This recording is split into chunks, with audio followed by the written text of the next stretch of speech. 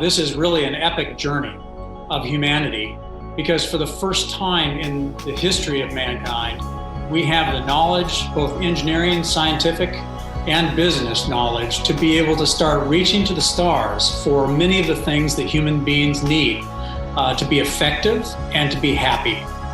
And so to be on this journey and to be the activists, if you will, helping people understand what this can mean is just a joy.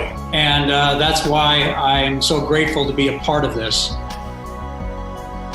And there are innovation patents that are waiting to come to market to create that next billion or $trillion economy.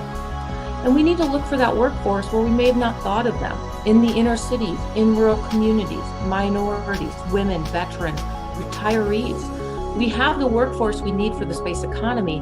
We just have to reach out and let them know that they can be part of this community. But we want for MarsCoin for it to be democratic, for anyone to be able to mine it. And so it's very easy to get a hold of one of these. This is called a Future Bit Apollo, Moonlander 2 USB key. But there's a wide variety of ASIC hardware that's available. And we're even talking about making our algorithm even easier so you can mine it on a smartphone or a computer.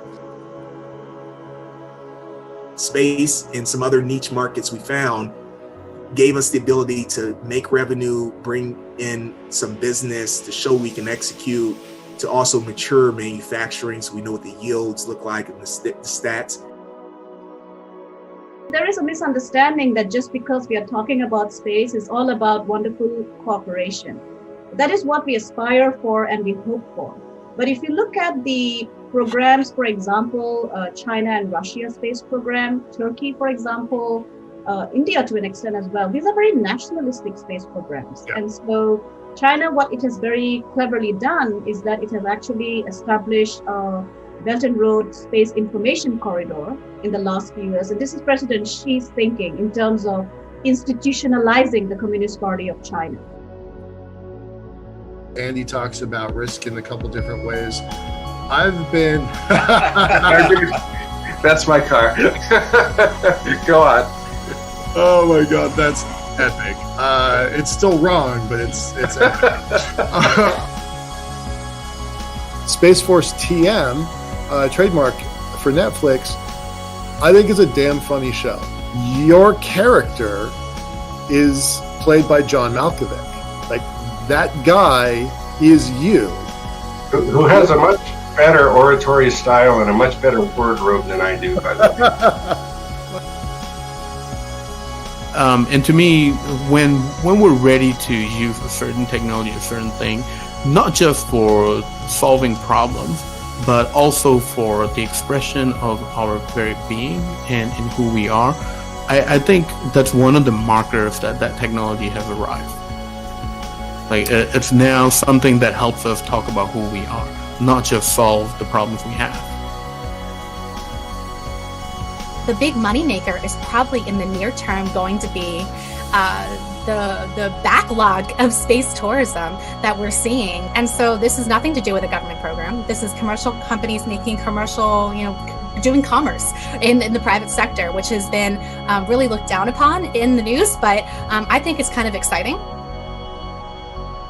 This is our opportunity to build a future where we take this journey into the economy of space and do it responsibly as a human race.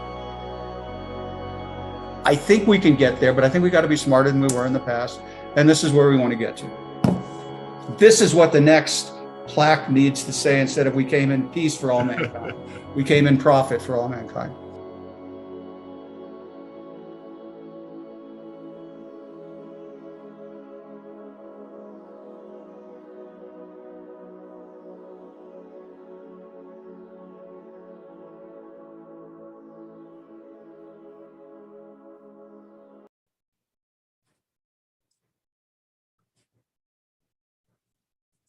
Good morning, y'all. Thanks for joining us this morning. For me on the West Coast of the United States, it's 6 a.m. So it's always an early start for me. But for those that are here, thank you very much. We're really grateful. yes, we're aware of some technical glitches yesterday, so sorry for the headache and hassle on that.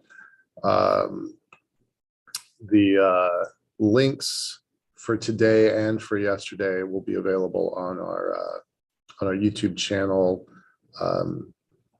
youtube.com/liftport. I'll post that in the chat here in a little while, because we want to make sure everybody catches everything. So yeah, so that's where we are. We're starting out this morning. To recap a little bit about yesterday, it was terrific. So if you did miss it, I'm going to encourage that you go catch the show yesterday. I think it was pretty amazing to have both the founder of the Mars Society, Dr. Subrin, the director of the Mars Desert Research Station, Dr. Rupert, and the executive director of the Mars Society, James Burke. Between the three of them and the other guests that were also quite amazing, Mark and Jen and Anastasia, it was just a really interesting show, and we're definitely going to do more things like that. To my knowledge, the MDRS has never been covered in the way that we did it yesterday. So I'm really excited about that. There was some really cool stuff. I took pages and pages of notes during that conversation. I probably took 10, 12, 15 pages worth of notes yesterday, because as I had told James when we were establishing this program yesterday, this was new content for me. I mean, even though I've been in the space industry for 20 years and I've visited the Mars Desert Research Station twice, but not as an analog astronaut, only as an outside observer. I called myself a tourist yesterday, and they all laughed at me for that. But it was fun. It was a really cool day, and getting the insights from the folks that had actually been boots on the ground in this location, of what it takes to be that kind of analog astronaut, and then how do you apply that to being a real life in the world and in other worlds astronaut. So I thought it's worth taking notes on that. Mark Levesque and Anastasia Stepanova and Jin Sing Sai, they had really good points on how to be a participant in one of these experiments, but then also how to be a better human in the world, right? So there were some really profound life lessons. As one of the speakers talked yesterday about old goats and millennials, there were lessons from both age groups. It was pretty clever. It was well done. I was very happy with it yesterday. And then after speaking with James Burke after the event, he was pretty pleased. I do have to make a couple caveats today that we do have one more MDRS speaker that couldn't make the lineup yesterday. But the stuff we're going to talk about today is it does not have very much to do with the Mars Society nor the Mars Desert Research Station. We're going to talk about something that is somewhat controversial. I think it's a vitally important conversation. I'll share my opinions on that later during the program. We're going to talk about how to have babies in space, how to bring families to other worlds. And I know that we're a long ways away from that. We're going to talk about that, but there's some controversy to it. So I don't want to give the wrong impression that this is quote unquote sponsored or sanctioned by the Mars Society. Most of their content was yesterday, and this is independent content. But I think it's pretty important, and Dr. Egbert Edelbrook has joined us on this program 4 or 5 times now, 3 or 4 times now, and I consider whenever we go back to the moon, when we eventually go to Mars, even living on the International Space Station for 20 years continuously, I refer to that as camping in space, because in all of those cases, we go and come back, we go and come back, we go and come back. And unless we figure out how to have children out on the International Space Station, or probably never on ISS, but in a privately, commercially run program on the space station, unless we figure out how to do that on the moon, unless we figure out how to do that on Mars, we will only ever be camping in space. We don't even have an opportunity to create a settlement or a second civilization. We don't even have an opportunity to do that unless we figure out what I consider the holy grail of space, which is having children on orbit.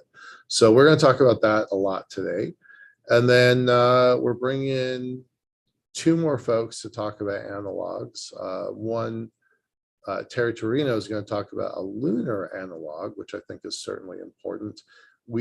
It doesn't get the same amount of visibility as Mars research or Mars analogs, but you know what? We're going to the moon way, way, way sooner than we're going to Mars as a species, not robots. Robots are already there. So I think that lunar analogs should be more popular than they are. They should be more visible than they are. So I wanted to make sure that we highlight some of that. So that's kind of an introduction for today and a little bit of a recap from yesterday. I want to make sure that we acknowledge our support from the Mars Society.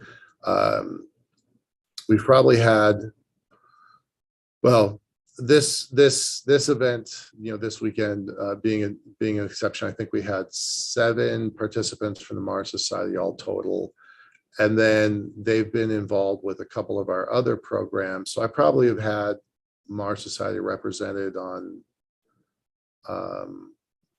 3 of our events so far, obviously yesterday and today being the most significant, but they've been a really great supporter. I just want to say shout out to all of them. We are live streaming to our channel, to Liftport, youtube.com/Liftport, but we're also live streaming to the Mars Society channel on YouTube as well. So they've been a really terrific sponsor, and we really, well, sponsor is the wrong word, but supporter, because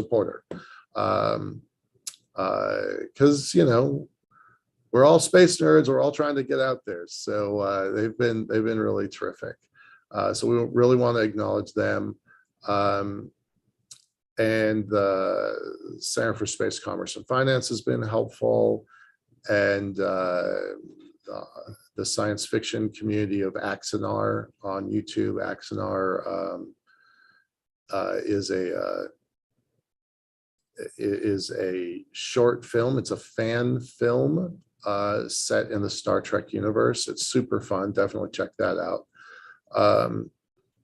So we've had some support from a couple different organizations. The National Space Society has been really helpful.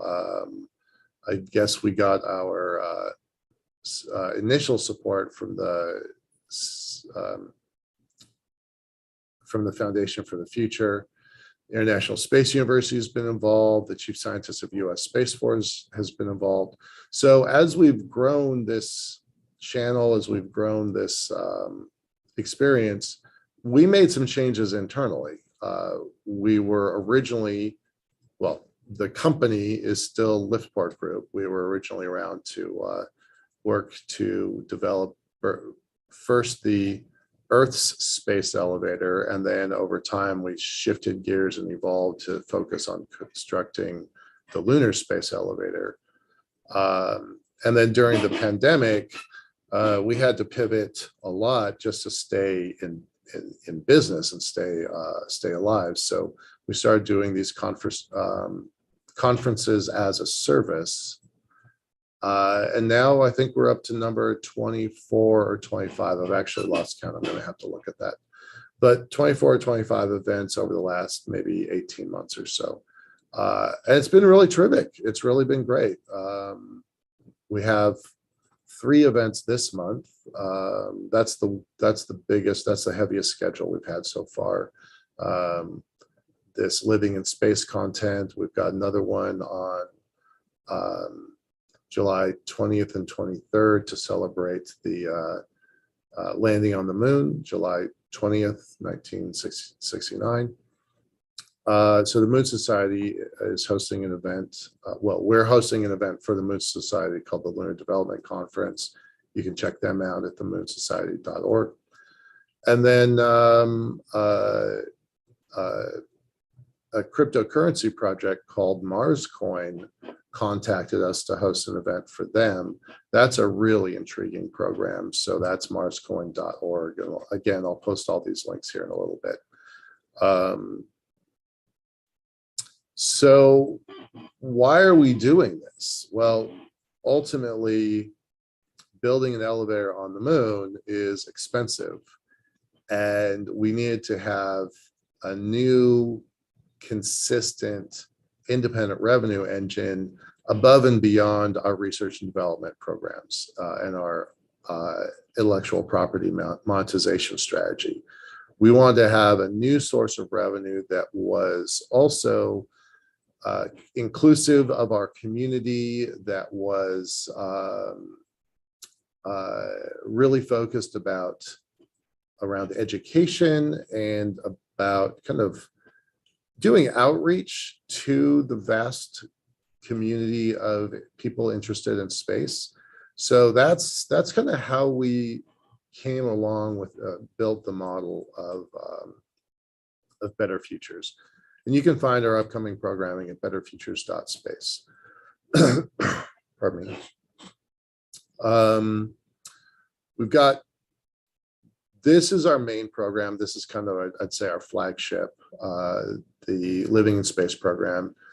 We do it monthly, and we look at lots of different aspects about going to space, but it's all about people.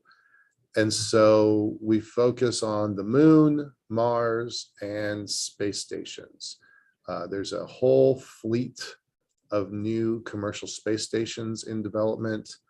It's going to be kind of a race, but I think the space stations are going to beat the folks going to the moon. And I think those two will both beat the folks going to Mars. So we're trying to kind of keep our finger on the pulse of all of that. And ultimately, you know, we'd like to see 15,000 people living in space. Now, that's an arbitrary number.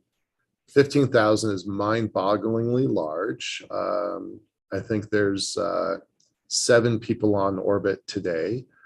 So the idea of 15,000 anywhere, at the asteroids, on the moon, on Mars, at space stations, the idea of 15,000 people living in space is kind of bonkers. I picked that number because that's the size of my hometown, right? 15,000 people. It's a city. It's not quite a city, but it is a small town. And my guess is it's going to be lots of different small outposts in the way that there's a few thousand people living on the in the Antarctic that are there for research purposes. And they have tiny, almost villages, a couple hundred people, in some cases 1,000 people. So that number changes with each season and the change of seasons. But I think that those are achievable goals, 15,000 people living in space, the moon, Mars, and space stations. And we want to be the folks that are kind of tracking that human migration off-world. Dr. Peter Diamandis is one of my professors from International Space University. He's one of the founders, one of the three founders of International Space University. He also founded Singularity University, and he's probably most famous for his role in developing the X Prize program. And he said something, I don't know, 10, 12 years ago in class that has really just stuck with me. And I'm going to be terrible at paraphrasing because he's a much better orator than I am. But he basically said, like, this is where we're at right now, where civilization is at right now, is as big a leap as that first intrepid lungfish crawling out of the oceans, crawling out of the rivers, and somehow wiggling up onto land. And that was a new world. Recording stopped. For that lungfish. And we're at that same place in time and space. Recording in progress. We're going to do something in the next generation. This generation is going to space in a significant way. And it is as big an evolutionary jump as that lungfish, 100 million years ago. I find that fascinating and amazing. I really do. Life here on this world is special. As far as we know, with conclusive evidence, this is it. And we are going to take life from here, and we're going to move it out into the solar system. And it's going to be this generation that does that. So I'm fascinated by this idea. I'm fascinated by the changes and the exploration and the science, but ultimately I'm fascinated by the idea of humanity spreading beyond Earth. Dr. Rupert had a line in her slide that said, "When we leave Earth." And I just thought, gosh, that's such a recording stopped idea. It's a brilliant phrase. So that's what our programming is all about. Now I'm going to stop kind of getting all philosophical about that. I want to make sure that I acknowledge my team. This couldn't happen without them. So my two current interns from Korea will be leaving us. Recording in progress. They're heading back to Korea in 2 weeks and 3 weeks. So they've been terrific. We're going to miss them for sure.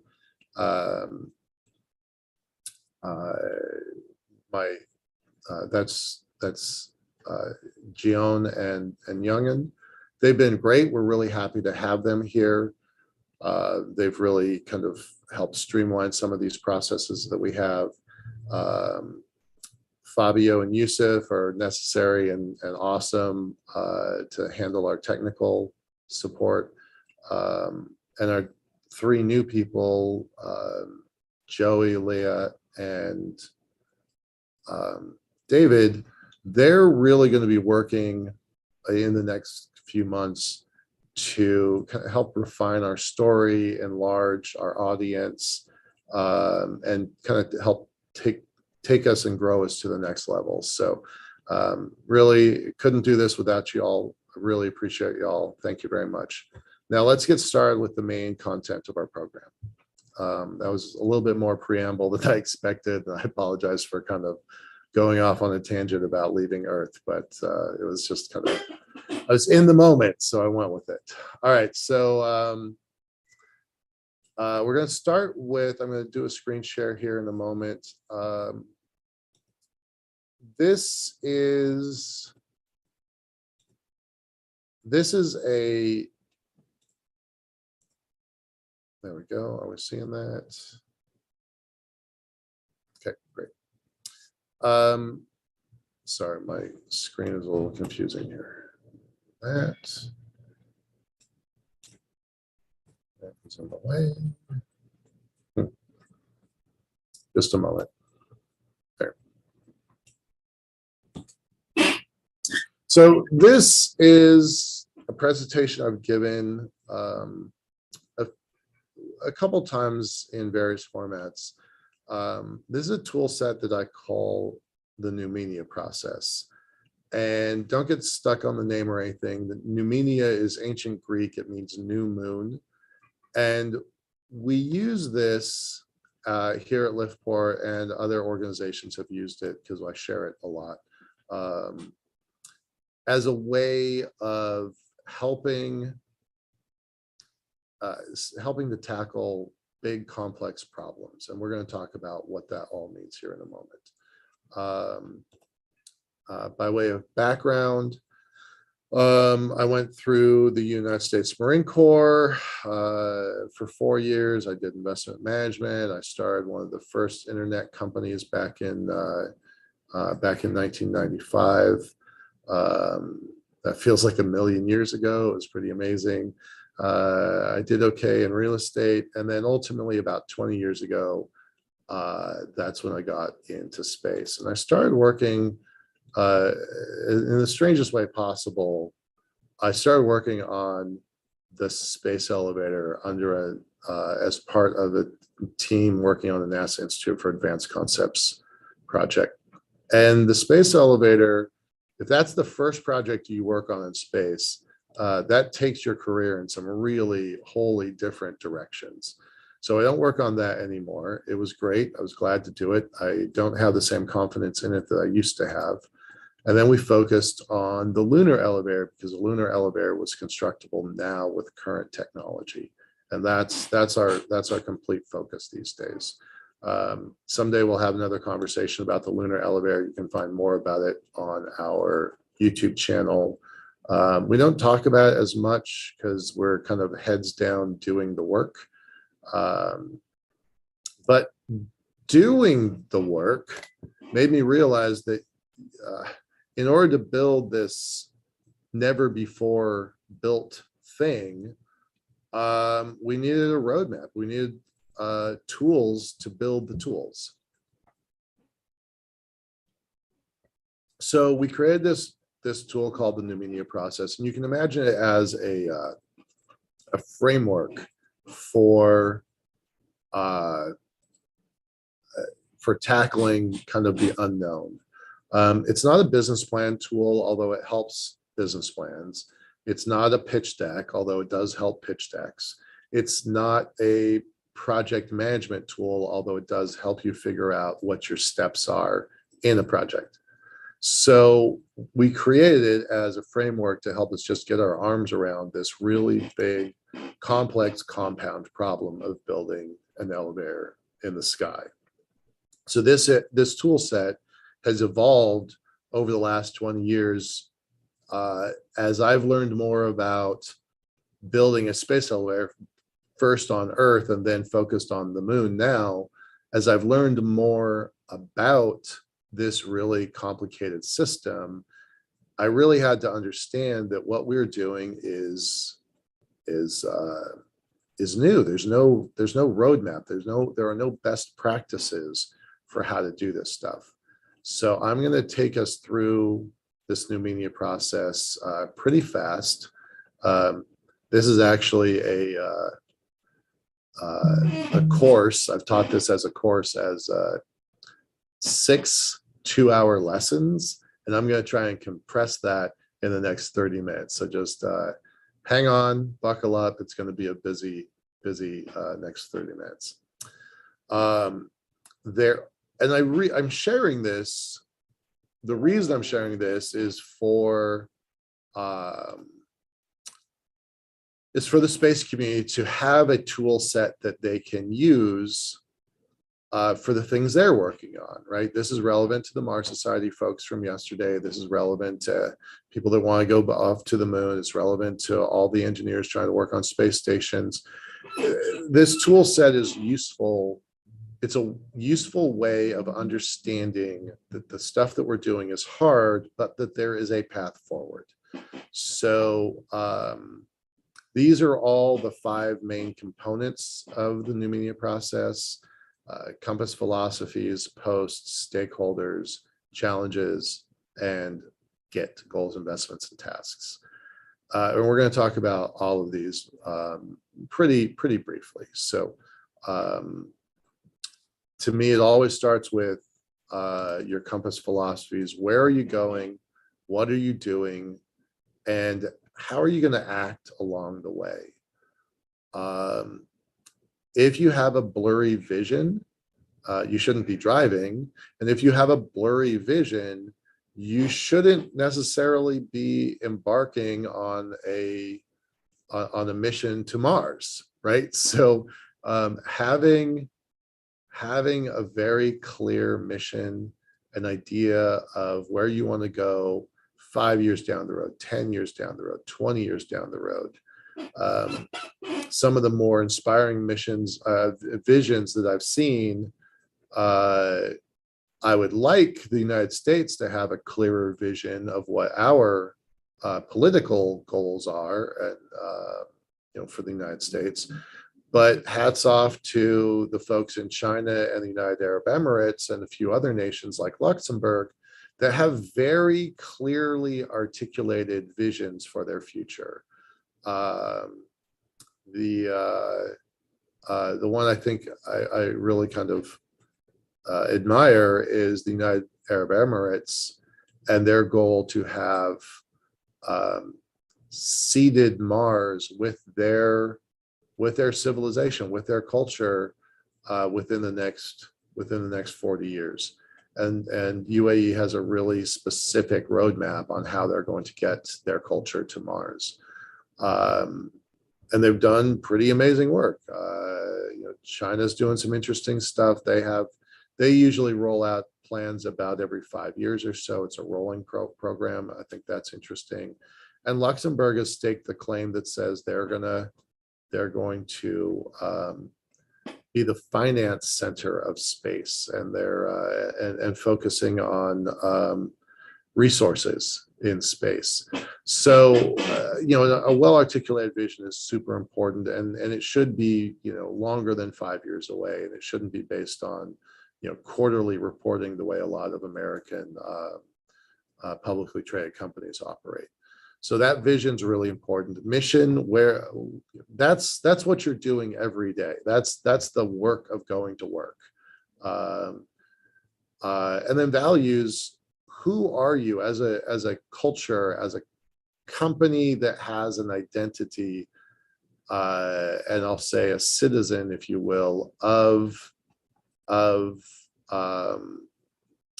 with a goal of getting to space. What are your values? How do you want to act in the process of enacting your vision and mission? So super important. If you get that wrong, you are going to have a really, really bad day. And I think that there's a way that you can take all the key words of your vision, mission, and values and prioritize them. Because that changes the scope and nature of your company. And so, for examples, Dropbox is a Silicon Valley darling. It went through the Y Combinator program, and they didn't have a product. The only thing they came out of that program with was a single video that the video was their minimum viable product, that if they could promote that video, get it out into the world, have it seen by millions of people, that would validate the market that they wanted to build as a data storage company. And now we all take that technology for granted, and there's lots of other competitors to Dropbox, but they operated very, very fast, very, very equitably, fairly, and money was their kind of lowest priority. And I thought that was really interesting, just how fast they were able to operate. Now, Kickstarter's operated with, I think $6 billion in transactions, some huge number, 30 million backers in their community, but they were always focused on fairness. They were always focused on making sure that the creators of their campaigns and the backers of their campaigns got a fair shake. And they weren't really interested in moving very fast, although they did grow fast. And they were really not motivated by money. They, in fact, they became a New York State beneficial corporation, a B Corp, whereas they certainly could have cashed in the Silicon Valley mindset of venture capital. They chose never to do that, and I think that's really interesting. And then finally, if you're only motivated by money and you're not concerned about being fair, then the simplest thing you can do is just go rob a bank, right? So these three words, fast, fair, and money, these three words in a different order give you a different kind of company, a different kind of organization. So you should take a look at your vision, mission, values, determine what your key words are, and then prioritize those keywords. And you wind up with a different kind of company if you do it that way. The next step in the new media process is post policies, objectives, strategy, tactics, and time, temporal and time. And that, I think, is the meat of how you get started, right? Once you figure out your vision, mission, values, now it's time to actually get to work. And the first place you have to look at is the policies that exist that constrain or compel your actions. So I live, I have an office in the city of Tacoma. I live in Federal Way. It's in Washington State, south of Seattle. The office building itself has policies, right? That's at the hyper local level. I've got to comply with city and county regulations. Fortunately, my city is really supportive of some things. I got to pay taxes at the state level. There are regional benefits to being in this corridor that stretches from Vancouver, British Columbia down to Portland, Oregon. This region is very technologically savvy, with Seattle being the cornerstone, but it also has massive engineering capabilities here because Boeing started here. So what are the policies, jurisdictions, and value of being in a region like this? And then what are the national policies? If we're trying to build an elevator on the moon, we certainly have to comply with a lot of national policies with the FAA, NASA, NOAA, Department of State, everything.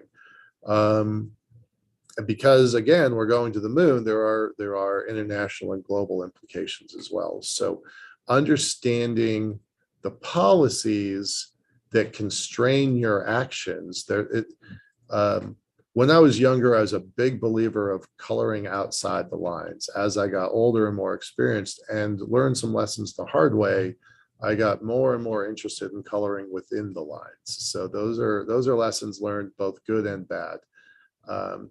Once you figured out your constraints, then you can start looking at your objectives, your strategy and tactics.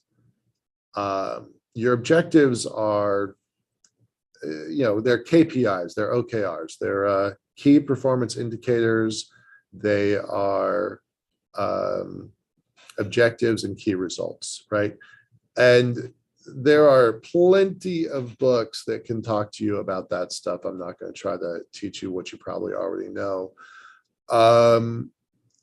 But when you get into the day-to-day work,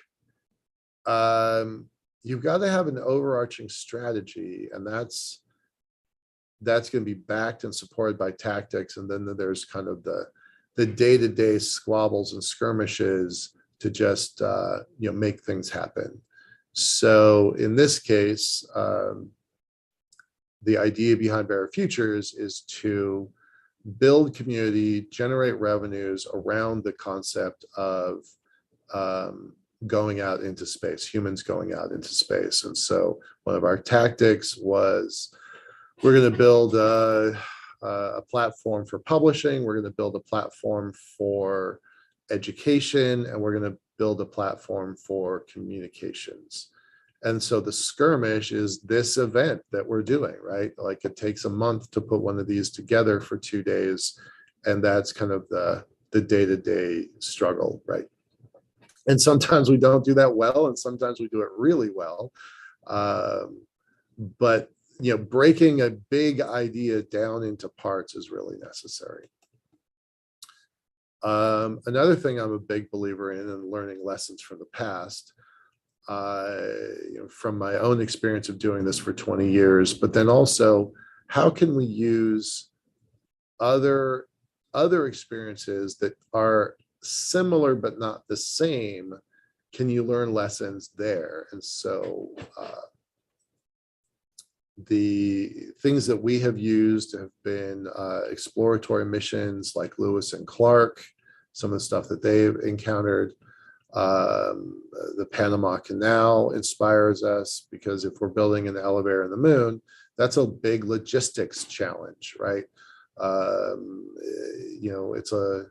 It's a big, long transportation system. So the various railroads that were constructed is interesting to us, as are some big bridges. So we try to use lessons learned from the far past, but then also, the recent past, stuff that happens with NASA building the International Space Station and all of their partners, and going back and forth to the moon. So lessons learned can really save you a lot of time and grief if you can look to history as a teacher.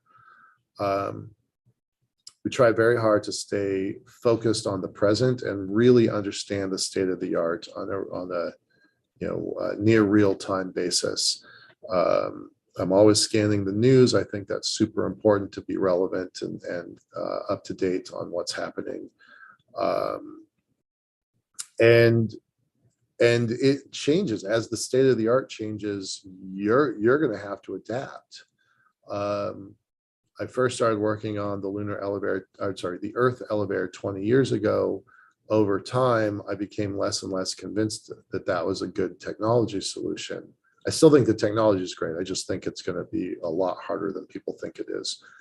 But as rocketry got better and better, bigger and bigger, cheaper and cheaper, the value of the elevator became less clear as the Earth elevator.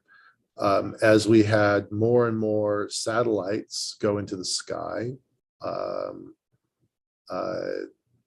the elevator definitely would have challenges because of the sheer volume of satellites going up. When we started, there were only about 400 satellites in the sky 20 years ago. There's I think 6,500 up there now. They're not all active, so there's a lot of zombie sats up there. But there's also a growing debris problem. And so the state of the art made me change, the state of the art of the technology made me change my core philosophy away from the Earth elevator and more focused on the lunar system. As technology just continued to improve and the environment, the ecosystem, the economy of going to space changed, it forced me to shift gears to focus on the moon. And then, okay, if you look at the past and then take a look at the present, that gives you an idea about what the future might look like. So we're trying to scope this in context. The last section of the new media process really has 3 parts. It's called the action matrix. The 3 parts are the stakeholders, challenges, and get goals, investments, and tasks. And they all have their own sections as well. But if you can imagine a spreadsheet, an Excel spreadsheet, you're going to have rows, you're going to have columns. I just said that backwards, rows, columns. And then they're going to intersect into a cell. And if you're using Excel, you can have multiple tabs at the bottom, so you can kind of build that into almost a three-dimensional, meaning using time, you can build that into a three-dimensional to-do list. So this action matrix is kind of built like that, if that makes sense. Stakeholders, challenges, and goals, investments, and tasks. So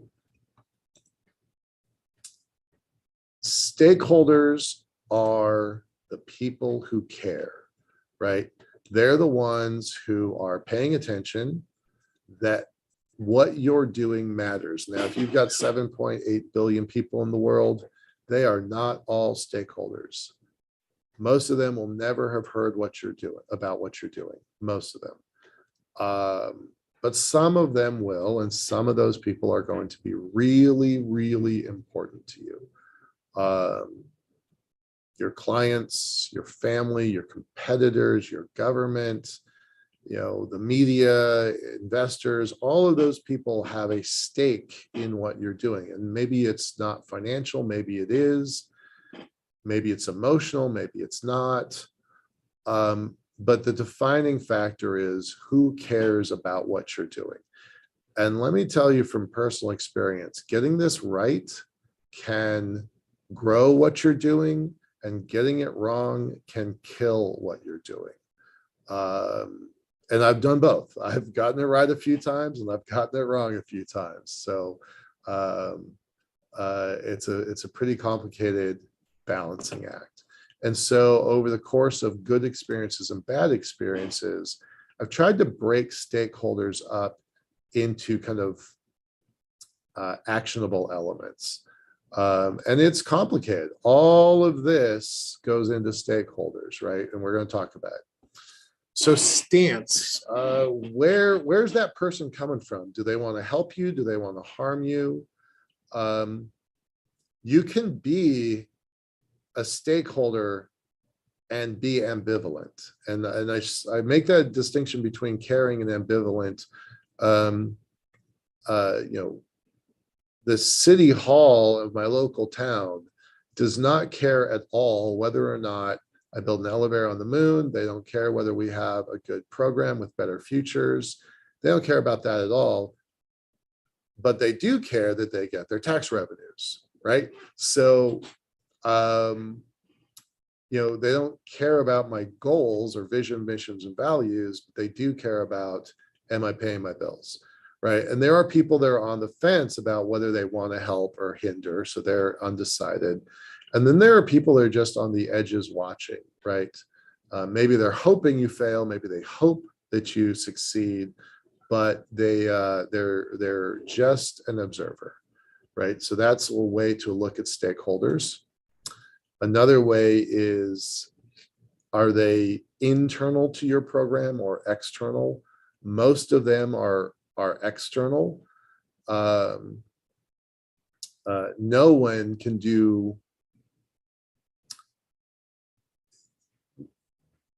the internal side. I'm going to restate that. The team on the inside is super important for you to impact and use as basically levers to work with the people on the outside. So your internal stakeholders are super important in order to influence the external stakeholders. So, be nice to your team. They're really important. And then another way of looking at it is at the individual level, right? Even big, vast corporations and big, vast governments all boil down to individual people, right? And individuals can be dropped into different categories, right? Are they a fan? Do they hate you? Are they actively angry? Are they skeptics? Or are they interested? Are they supportive? Do they want to get involved, and do they want to do things publicly? So most people don't care, but the ones who do care have a big impact on whatever it is that you're doing. This is one of my favorite slides, and it took a while for me to really get this. Because you can be mad, or an individual can be mad at you, and and maybe that's okay, maybe it's not okay. But if that individual has access to a community, and that community can get bigger and bigger and bigger, it doesn't take long until there's people marching in the streets. So individuals become communities based on commonalities, and building a giant network is extraordinarily powerful. The movie that they made about Facebook, the rise of Facebook, was called The Network Effect for a reason. I really encourage anyone to go and take a look at some of the Wikipedia pages around network effects and Metcalfe's law. Pretty fascinating stuff. And I think that the space community that we're in could really, really, really benefit from working our networks better. I think we could be far more effective, far more powerful, far more influential, and we could develop a lot more control over our futures if we were able to organize our collective networks. You can imagine the Mars Society is over here, Liftport Group's over here, National Space Society, Planetary Society, but then also the individual companies, the big ones like SpaceX and Blue, the small ones like Starfish. Like there's thousands of space companies now. There's dozens of space advocacy organizations now. And maybe they all have slightly different goals. Moon versus Mars is a common trope, which I dislike. But if we were to galvanize our networks, we could accomplish some really big things. So kind of ponder that for a minute. Finally, as we start closing down, stakeholders can be kind of broken into organizational functions, and you work with governments differently than you do with nonprofits, and that's different from how you work with corporations.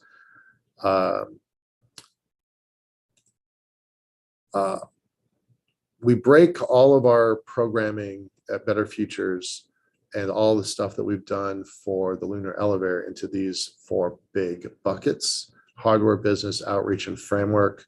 I'm pretty sure you all have a pretty good handle on what hardware means, since ultimately what we're doing to go to space is all dependent on hardware.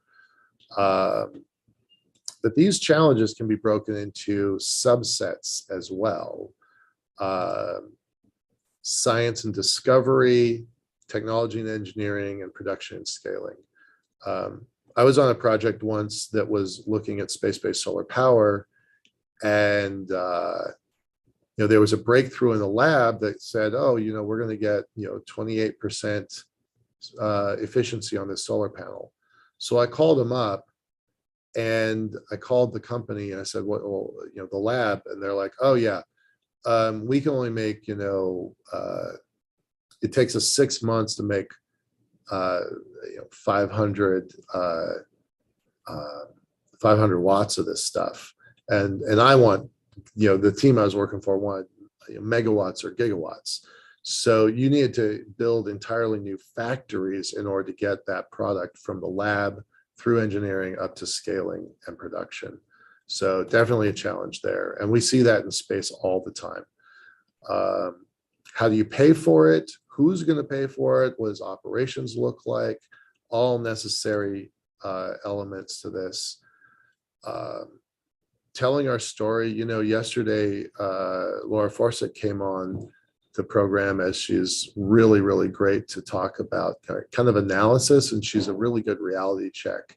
She tells us what's wrong with what we're doing, and that's really, it is not as she's a curmudgeon, she's a big supporter, but she helps us uncover our blind spots, and our blind spots in this field is that we're really terrible at outreach. We're really bad at telling our story, which is one of the reasons why we created the Better Future series in the first place.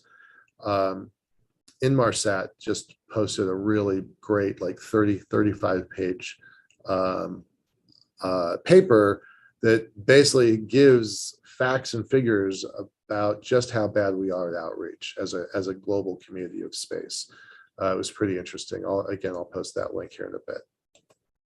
And then challenges. What are we've talked about the policies, but you can change policy as well. What's the environment look like, both from the social definition of environment and the physical definition of environment? What are the laws and policies? What are the insurance requirements and regulatory requirements? So all that fades into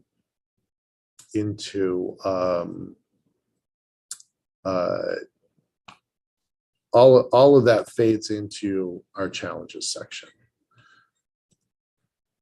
The final section is goals, investments, and tasks. That's really well known. Like, I don't spend a lot of time with that because everybody else knows how to do this, right? What are your goals? What are you going to try to accomplish? How much are you going to spend? And there's different kinds of capital, right? There's different kinds of capital. And that's one of the things that sometimes gets overlooked.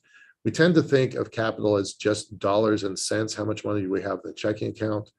But, I have a small team. I've got to assign tasks to my people. And so you have to, that's human capital, right? In my field, we don't have a lot of natural capital, but in some places we do. Certainly going to the moon and Mars is going to rely on in situ resource utilization. So there's a natural capital component there.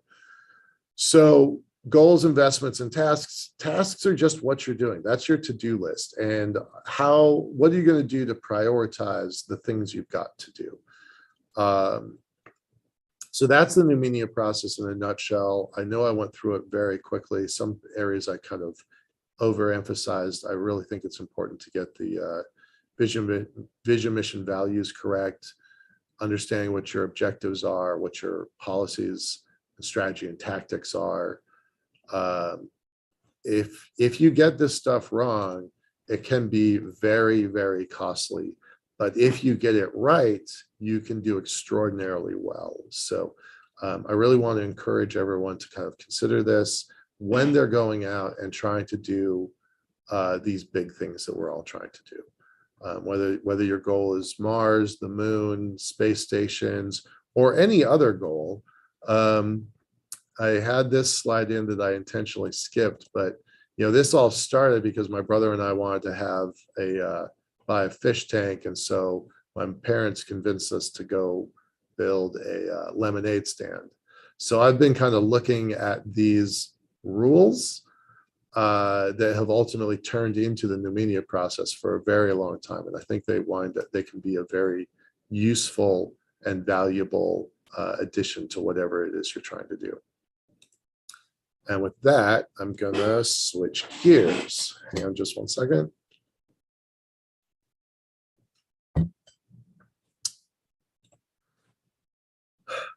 All right, it is time to switch gears and bring in Dr. Egbert Edelbrook. Gosh, I've known you for a year and a half. I can't believe I just said your name wrong, guy. Sorry about that. Let me promote you to panelist. Give me a second.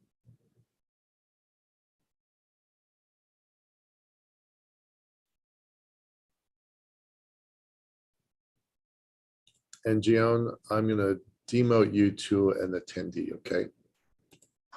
Oh, no, I'm not. I want you to stay there. Yeah, I am. Okay. Never mind. All right. Sorry, little technical bobble there. Hey, Egbert, how you doing, man? Hey, good morning, Michael. Good to be back. How are you? I'm good. It's a little early in the morning for me, but we're good. We're good. I'm happy to see you.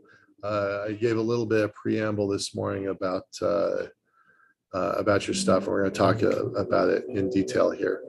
Do you want to show some slides before we jump into the conversation, or how do you want to do this? Yeah, I prepared some slides. Part of them I shared before, but I think this audience may not have seen them yet. So I think I could go through the slides, and after that, I'm happy to have a long conversation with you.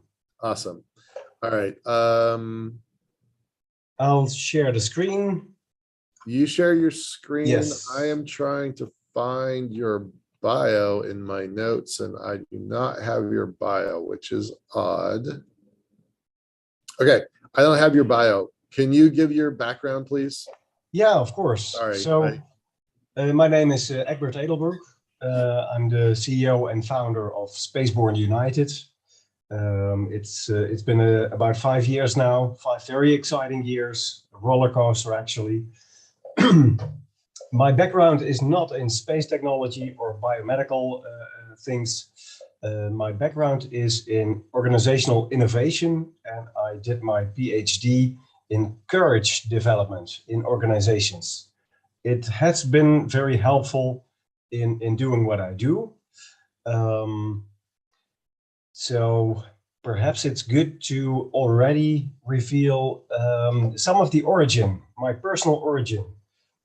I am a donor for an IVF clinic for a couple of years now, some 10 years now actually. And from that role, I learned a lot about IVF technology, assisted reproductive technologies, and why my passion for space exploration combined with my curiosity about if this specific IVF technology could be re-engineered. So in a way that it could also be applied in space, because that would help humanity to learn and address the challenge of reproduction in space. So that's where it really started some 8 years ago. And after talking to more and more experts, it appeared that this is even too complicated, or at least ethically too delicate for the big space agencies to address.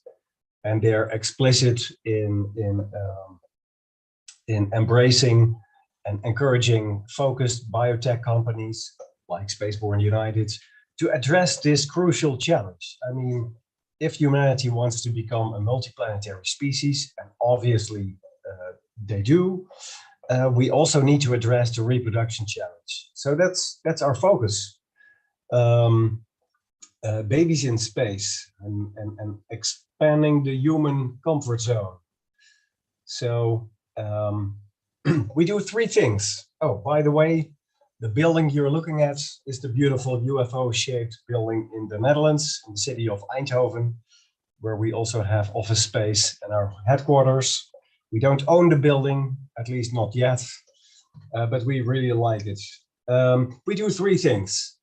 We research the conditions for different stages of human and mammalian reproduction in space. We translate the outcomes of this research into mission designs and a missions program, including the implementation partners and the execution partners. And the third thing is we translate the research outcomes into biomedical equipment required for these missions. So that mainly focuses on the first stages of reproduction, the conception and early embryo development. And we are therefore focusing on re-engineering the existing IVF technology for this purpose. So I already briefly went into this topic. You would expect something big like this to be addressed by the big agencies or the commercial big, the big guys, the Virgin Galactics or SpaceX, as they are also work on plans to create human settlements on Mars. So it's a matter of difficulty of spending taxpayer money on ethically delicate matters, but also a president needs to show his course, and it's usually if Trump focused on Mars, then Biden needs to refocus on, let's say, let's first go to the moon and then to Mars, or vice versa. It's alternating every so many years, and that's killing for NASA. So that's also difficult for them to address these long-term challenges like the reproduction topic. But they explicitly encourage companies like us. So I've been talking about different stages of reproduction, because obviously reproduction is not just one thing.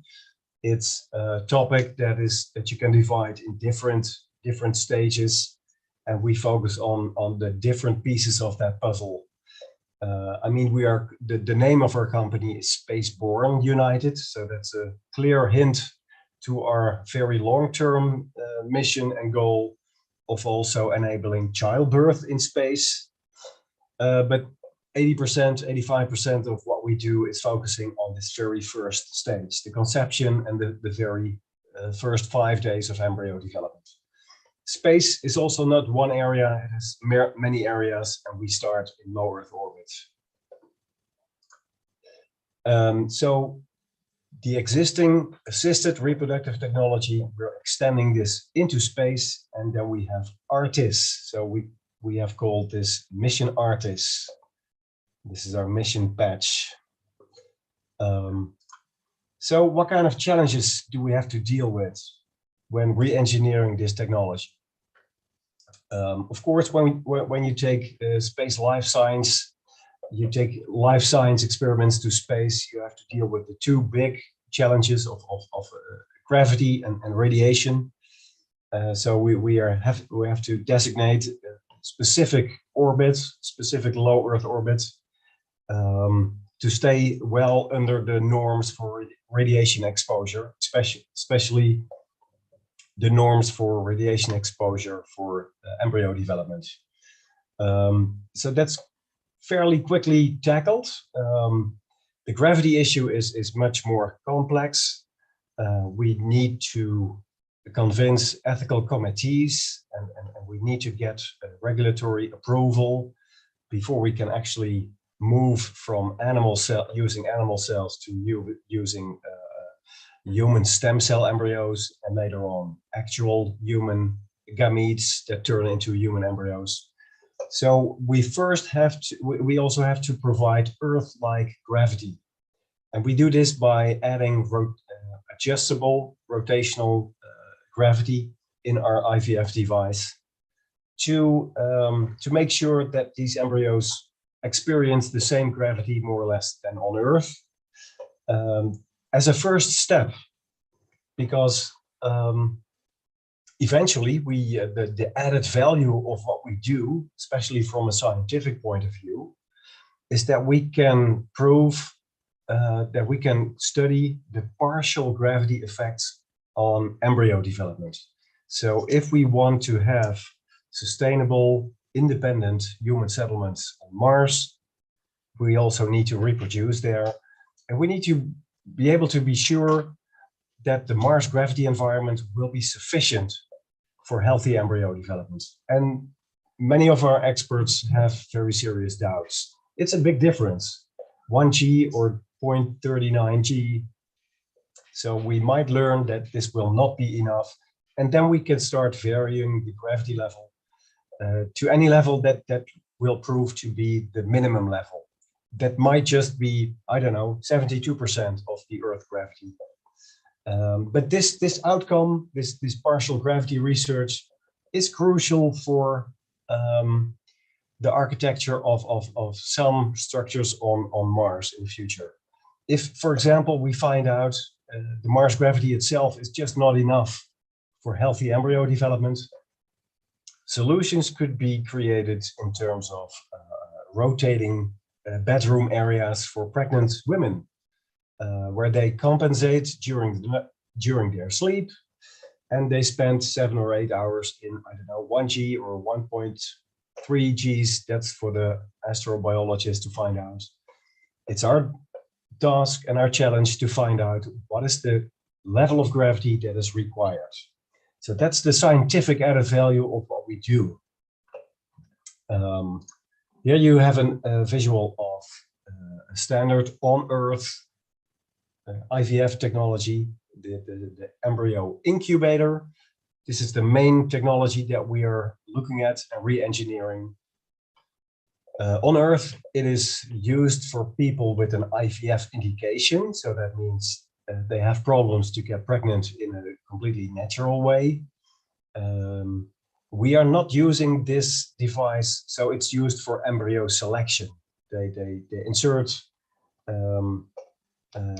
usually some 10 or 12 embryos, very fresh embryos from a patient, and then they have this time lapse.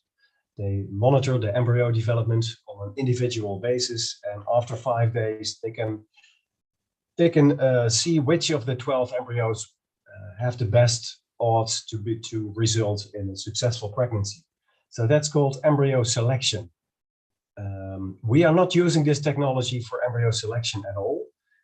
We are not working with well, let's say compromised gametes. We're working with female and male cells that are perfectly normal and capable of reproduction without help in a normal situation.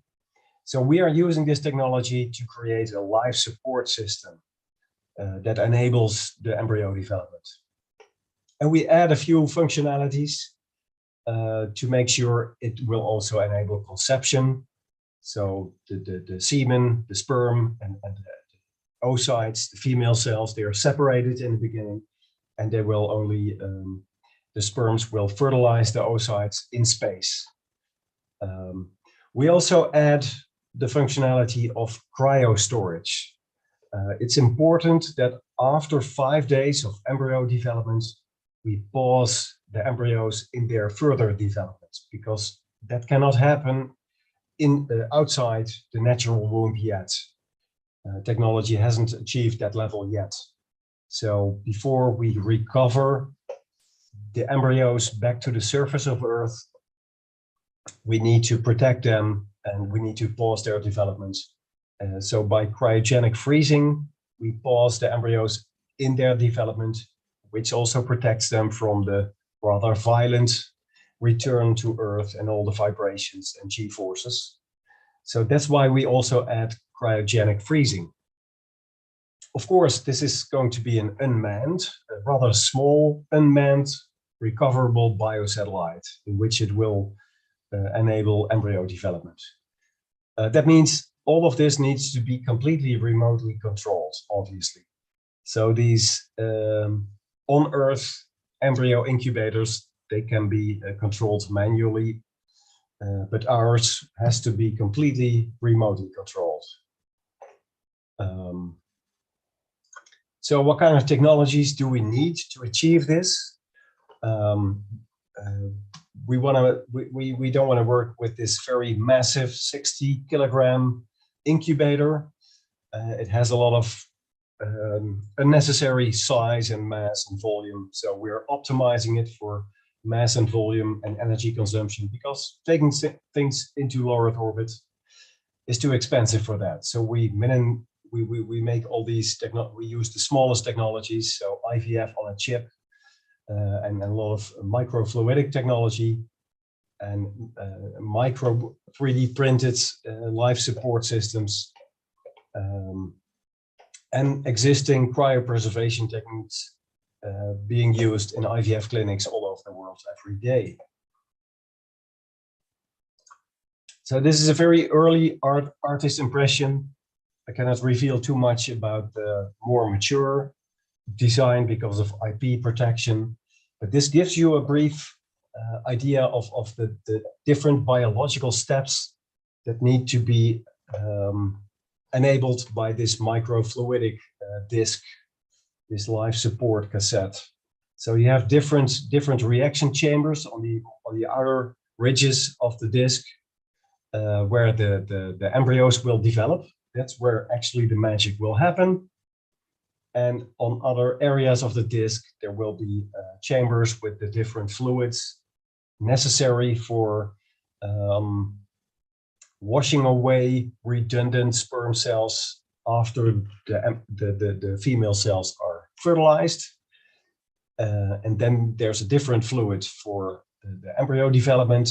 And after, it will be changed after some 2 or 3 days, like halfway of the mission. And eventually there will be other fluids involved in preparing the embryos for cryogenic freezing. And of course, when you rinse stuff away and replace it, it needs to find, it's considered waste fluid. So we also have areas for waste collection. So where is this disc used? This is just the key layer of our IVF disc. Here you can see a somewhat more detailed rendering of an earlier prototype disc, but it has a lot of other layers that are required to enable safe embryo development. And we want to, the same as the IVF technology on Earth, we also want to monitor the embryo development with micro cameras and do the same kind of time lapse afterwards. So there's a layer with micro cameras. We need to stay within the bandwidth of temperature. So there's climate control layers. I think you get the basic idea. And these discs, they will go in our device. I will have a visual about it that explains it a little bit better later on. But the device goes inside a rocket. This is an example, Virgin Galactic, the Launcher 1 system. It seemed very interesting for us because we need to have very late access to the payload, because we will work with freshly harvested oocytes, harvested in an IVF clinic in case of human cells, or in a mobile device near the launch pad in terms when we talk about mouse gametes, but they remained fertile only 6 to 8 hours after harvesting. So we have a very narrow time window because within 6 hours we need to, after harvesting, we need to get them properly stored on the disk. We need to transport the disk to the launch pad, insert it inside the payload, close up the rocket and the fairings, allow the launch company to do further preparations, launch it into low Earth orbit, and initiate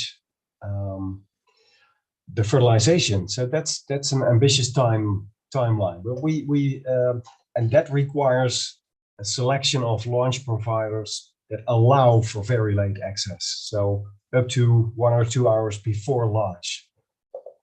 Usually when you join, let's say, a Falcon 9 or any other big rocket, you have to provide your experiment even like 2 or 3 weeks up front. So that's absolutely not an option for us. We need a dedicated flight. We cannot use ride sharing where other people that, let's say, have a big satellite to launch, and we are ride sharing. That doesn't work for us. We need to be in full control of the launch. So we work with a dedicated launch with very late access to the payload. One of those options is the Launcher 1 system, a very smart approach that takes the rocket, a very small, affordable rocket, up to about 12 kilometers of altitude by the Boeing, the Cosmic Girl, as Virgin Galactic called them. And then you only need this very small, affordable rocket to do the rest all the way up to low Earth orbit. But still, there are other interesting options, which I will explain in a few minutes. So as I mentioned, we designed the missions, let's say door to door, starting in an IVF clinic, all the way from the launch to the operational stages and the recovery, and then the transportation back to the IVF clinic for examination. And of course, before the launch, there's a lot of preparations to do the pre-launch stage. I don't think it's necessary to go into all these details, but just as an example to show the completeness of what we need to do to define the missions program. Of course, we don't do this just with a few people. We need a lot of help and support from our implementation partners and expert teams. This keeps changing. There's new companies joining again. But this gives you an impression of the type of companies that are involved to help us with the preparations and the execution of our missions program. Yeah, I should name Cranfield University specifically, as they are doing a lot of work for us. We're very happy with them. They've been helping us for at least 4 years now, a lot of people. And I'm going to talk a little bit more about Space Ride in a minute, because they're also crucial for us. So what's going to happen in the near future? I learned from Michael that a nice phrase, hardware beats PowerPoint. So up until now, people could say we are a PowerPoint company. We have nice plans, nice designs, nice experts, but that's it. We have a good story. But fortunately, we have transitioned already into a hardware company, because we have started making the assisted reproductive technology, and we're actually getting it into space probably before the end of this year. This slide is actually obsolete already. We're not going to work with Denmark University anymore. They have great stuff, but they charge too much. We found companies that do it even better for a lot less money. But the fact that we get our hardware in space, our very first IVF in space prototype, it will be joining a test flight, probably by the end of this year, maybe January, probably November, December. There will be a lot of media craziness by then. And next year, or early 2024, we will have our first life science experiment in space. So then we will also include the first mouse gametes, the mouse sperm and eggs inside the disk, and we will monitor actually the embryo development in space. So that's what's happening in the near future, and the hardware manufacturing is being it's being done as we speak. So I showed the example of Virgin Galactic with the Launcher One system as an option that we've explored very seriously. Had a lot of discussions with the vice president of Virgin Orbit, Stephen Alice. But we've also been exploring other, even more affordable options. There is this Dawn Aerospace. They're making fully reusable small aircraft. We're seeing the Mk2 version in the picture. And they're working on a much bigger one, the type that we could use, that is capable of carrying 150 kilograms into low Earth orbit. This one is only capable of transporting, I think, about 5 to 10 kilograms. And the question marks are referring to the Space Ride option. So that's probably the company that we will be working with. We are in a discussion with them in much detail. There will be some press releases soon, but I cannot reveal too much until then. So this is public information. It's also visible on our LinkedIn page. So nothing secret here I'm sharing. So what do they do, and why is it so smart what they do? they go even further up into the atmosphere without launching the rocket, even further than Virgin Orbit. They take the small launcher one up to 12 kilometers, but SpaceRide will take their small rockets to an altitude of 25 kilometers. So by then you have skipped about 99.8% of the atmosphere and the atmospheric drag. So then you only need a very small, affordable rocket that doesn't have to deal with so much air resistance or atmospheric drag. So max Q or those terms, they don't mean anything anymore, pretty much for this situation. So after the balloon reaches this altitude, the rocket is released and and the main engine fires it to low Earth orbit. And we expect we will be working with them, but in a few weeks there will be news about it. Other implementation partners that are very important for us. This is a spin-off from Cranfield University, actually, a group of young engineers, PhDs. They've already had their, well, let's not go in too much detail.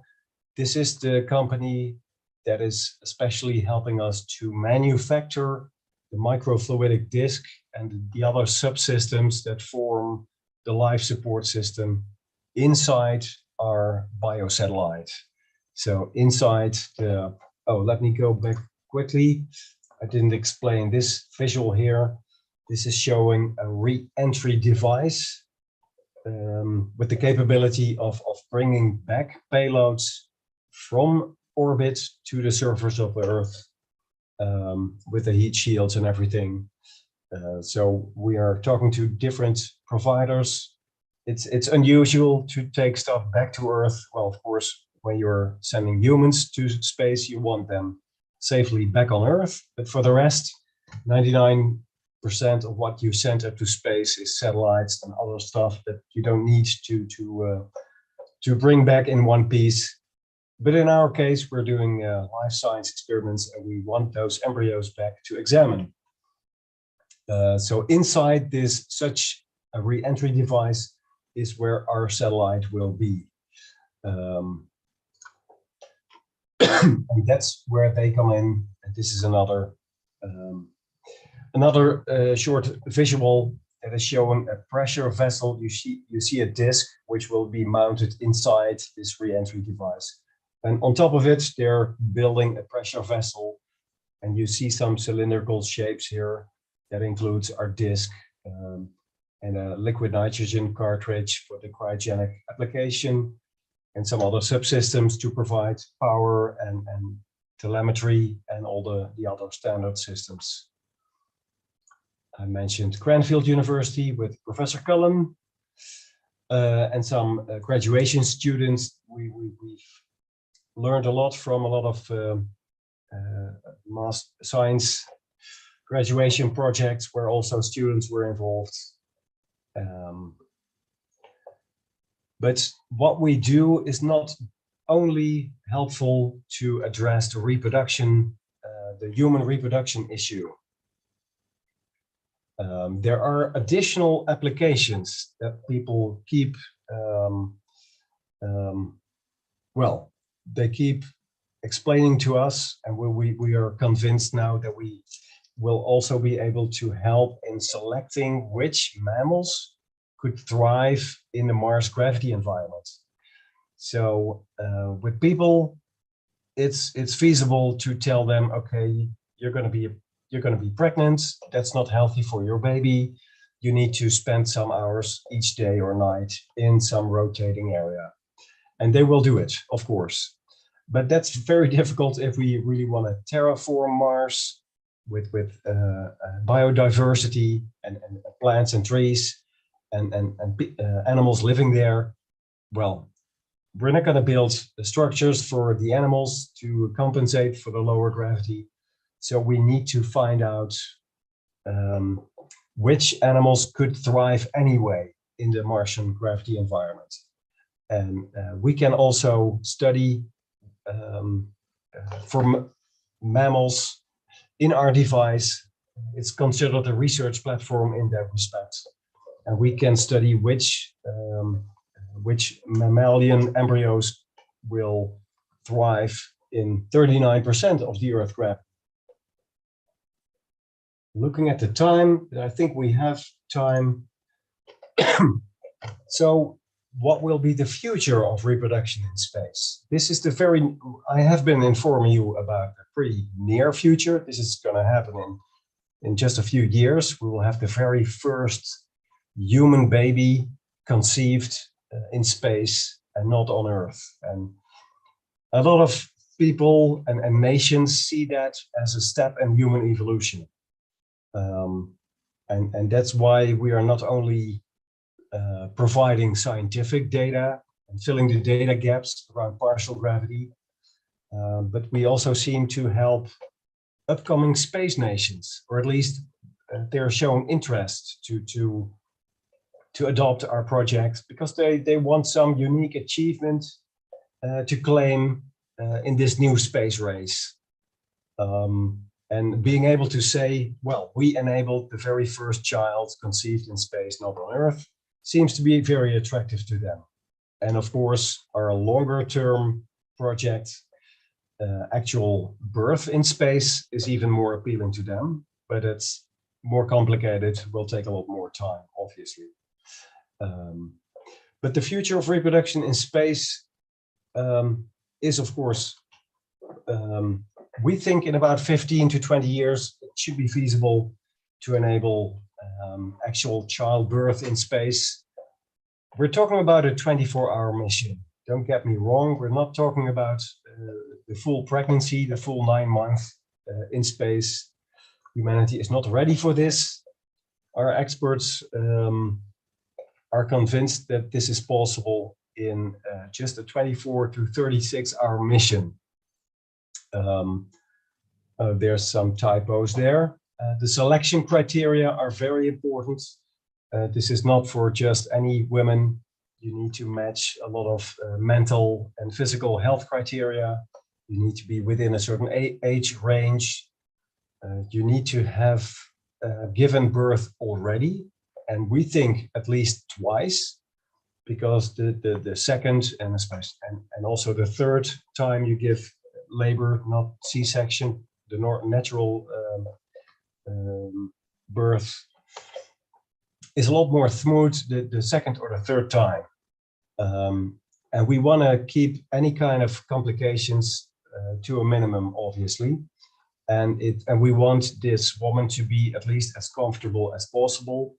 And in that way, it's better if these women have the experience that the second time is much more smooth than the first time. If you only heard about it, then it's more like knowing and not having the experience. So I think we want to have participants who have this experience and be even more relaxed.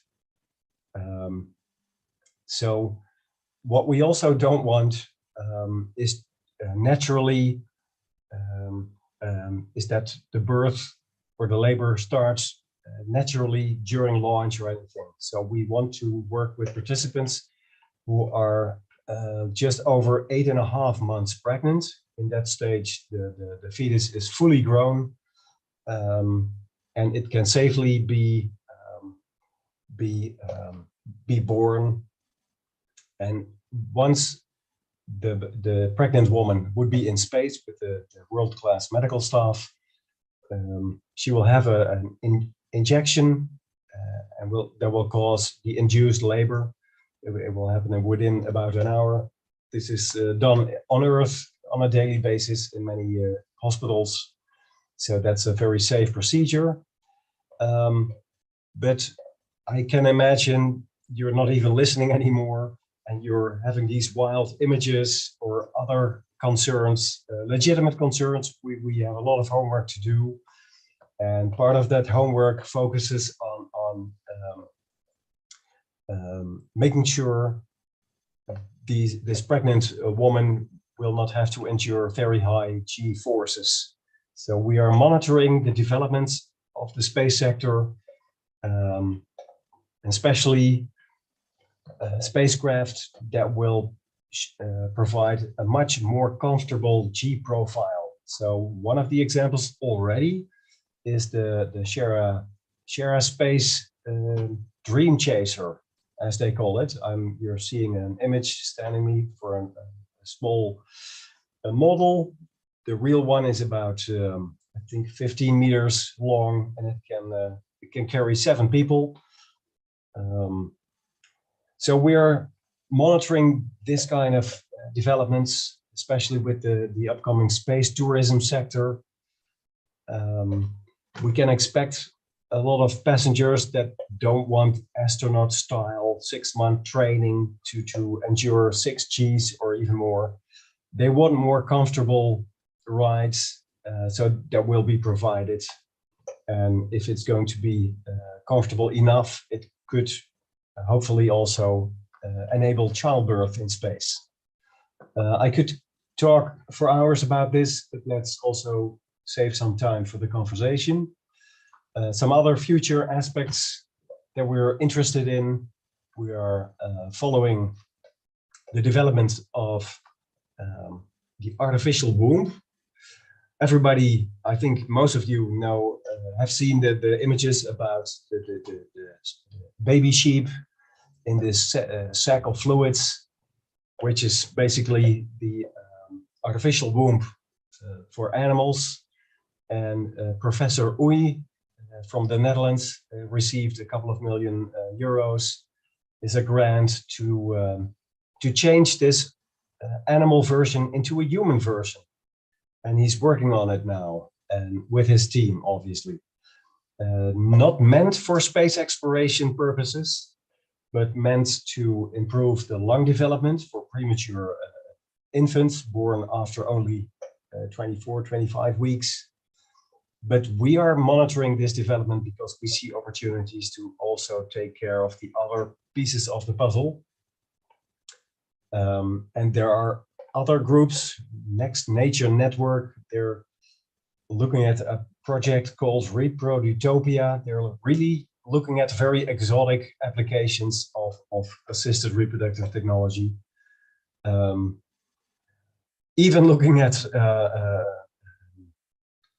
human babies being born in animals. Well, a lot of people think we are doing crazy stuff.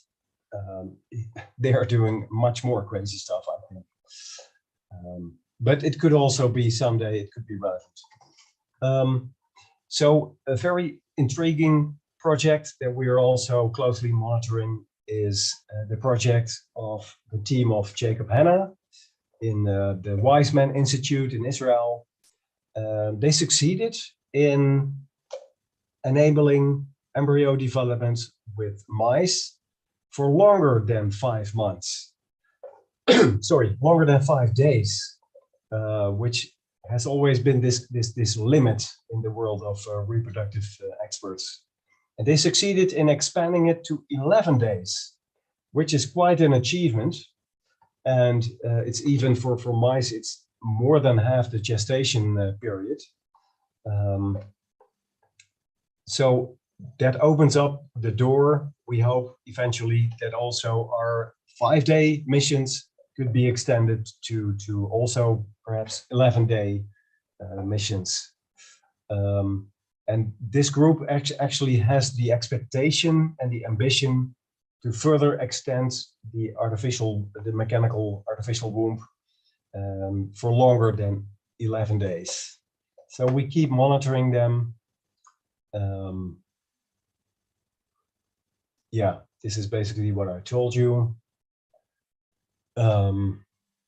Let's not get into genome editing. That's another chapter for some other time. Let's go into one of our really valued colleagues, one of our key advisors, Dr. Sheila Ali. Her expertise is IVF in space. So that's a pretty good match. She has a lot of experience also with NASA, with the space biology program. She's an entrepreneur in Dallas with her own clinic. and she's presenting about IVF in space and her work for Spaceborne United, for the community that is not really interested in space. So experts from IVF clinics, interested in reproductive biology, experts in that field themselves, are still being really interested in her story that she's telling. And there's one key reason for it. Innovating and researching IVF in space apparently also has several benefits for the IVF sector on Earth. And this is obviously also helpful for our business case because it's not very cheap what we're doing.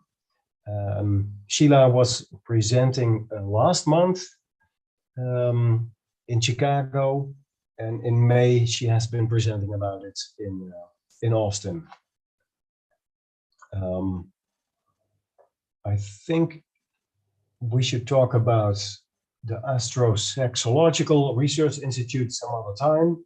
So maybe let's go to the conversation and close with my favorite slogan that creating a spacefaring civilization is like expanding the human comfort zone. And I love the quote from Carl Sagan: our space exploration plans are best described. I forgot how to pronounce this again. Dandelion, correct me again, Michael. What was it? Dandelion, we got it. Spreading the seeds of life into space. Yeah. Thank you very much. And let's see if there's questions. Well, tons of questions. Always, Dr. Elbrook, it's terrific having you here. I'm gonna have a little bit of preamble here. We know this is a controversial topic. We're aware of it. We respect it. We're going to talk about that in a moment. I want to make sure that I said something earlier when we started the program that the Mars Society is a terrific ally to our event series, to Better Futures. Yesterday they had their almost the entire focus yesterday was on their Mars Desert Research Station and their analogs,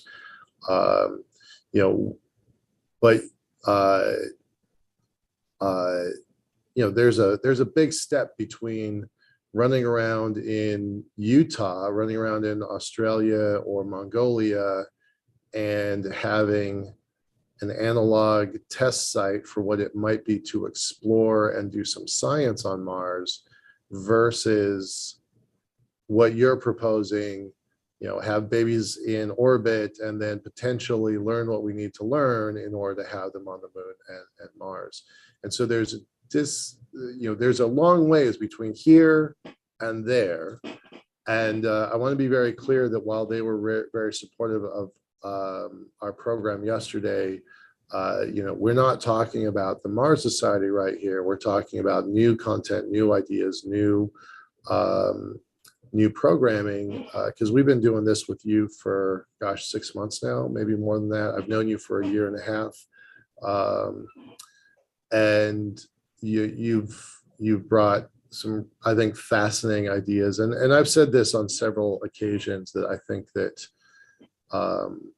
the work that you're doing, that your team is doing, it's unique in the world. It's kind of the holy grail in space that despite 20 years of being on the International Space Station, no one's even coming close to this sort of research. No one's, it's politically impossible to do this sort of research right now as a governmental organization, even if it's 14 partner nations on the ISS. The idea of having babies on the moon and babies on Mars, it's on the one hand, it seems really far-fetched. It really feels like straight up science fiction, but even science fiction didn't cover this, right? So you are treading in utterly new, uncharted territory. right? So let's take a look at some of the stuff that you're doing, break it down into the parts, acknowledge the concerns, and then let's start figuring out like, you know, the ways that you're dealing with this stuff. So let's talk about your team first. Then we're going to talk about you know, some of the hardware, because hardware beats PowerPoint. But then, you know, let's go back to the PowerPoint and really dig into what it is you're doing and why you're making the decisions that you're making, right? I don't think it's hyperbole to say that the decisions you're making will impact the whole of humanity 25 years from now, 50 years from now, 500 years from now, 1,000 years from now, right? So I find that fascinating. And before you came on, I was talking about the Pierre Diamandis quote about the lungfish, how humanity is taking as big a step as the lungfish did when it wiggled out of the water. So that's where we are. I think that sets the stage. So let's talk about your team. Let's talk about your personal background, your personal story about how you got here in the first place. We've got time. We've got time, and we're going to just dig into this stuff, right? So we're going to talk about you in a minute. I want to talk about your team because you put a bunch of folks up on slides. You know, this isn't one person's crazy big idea. This is a community that is working to solve possibly humanity's most important problem. So tell me about that. Yeah, so it started 8 years ago when I started wondering, well, as an entrepreneur, you at least I do. I have at least 3 crazy ideas a week.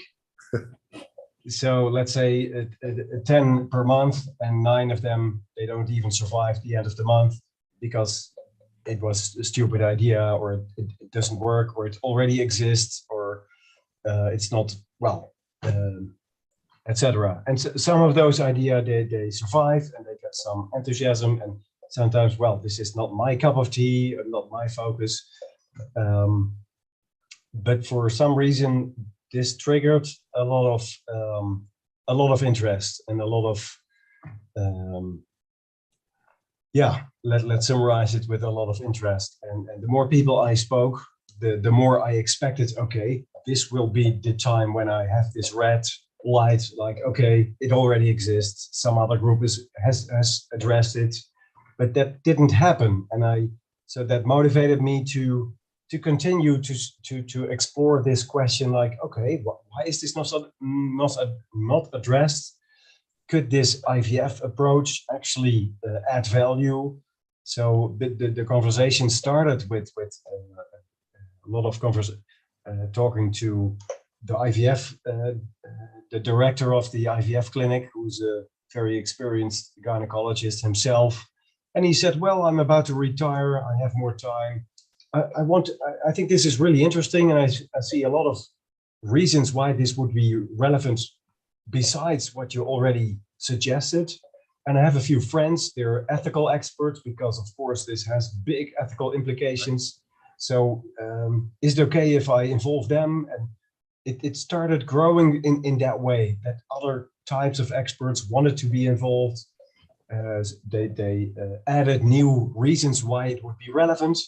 Also for obstetrics, gynecology, and IVF on Earth, but mainly for the backup plan for humanity, of course, making humanity a multiplanetary species. So soon I learned that there are these 4 key domains of expertise that were going to be involved. So obviously space technological expertise.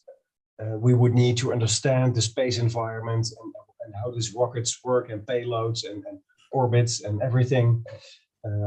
Obviously, biomedical experts, understanding IVF technology and related technology.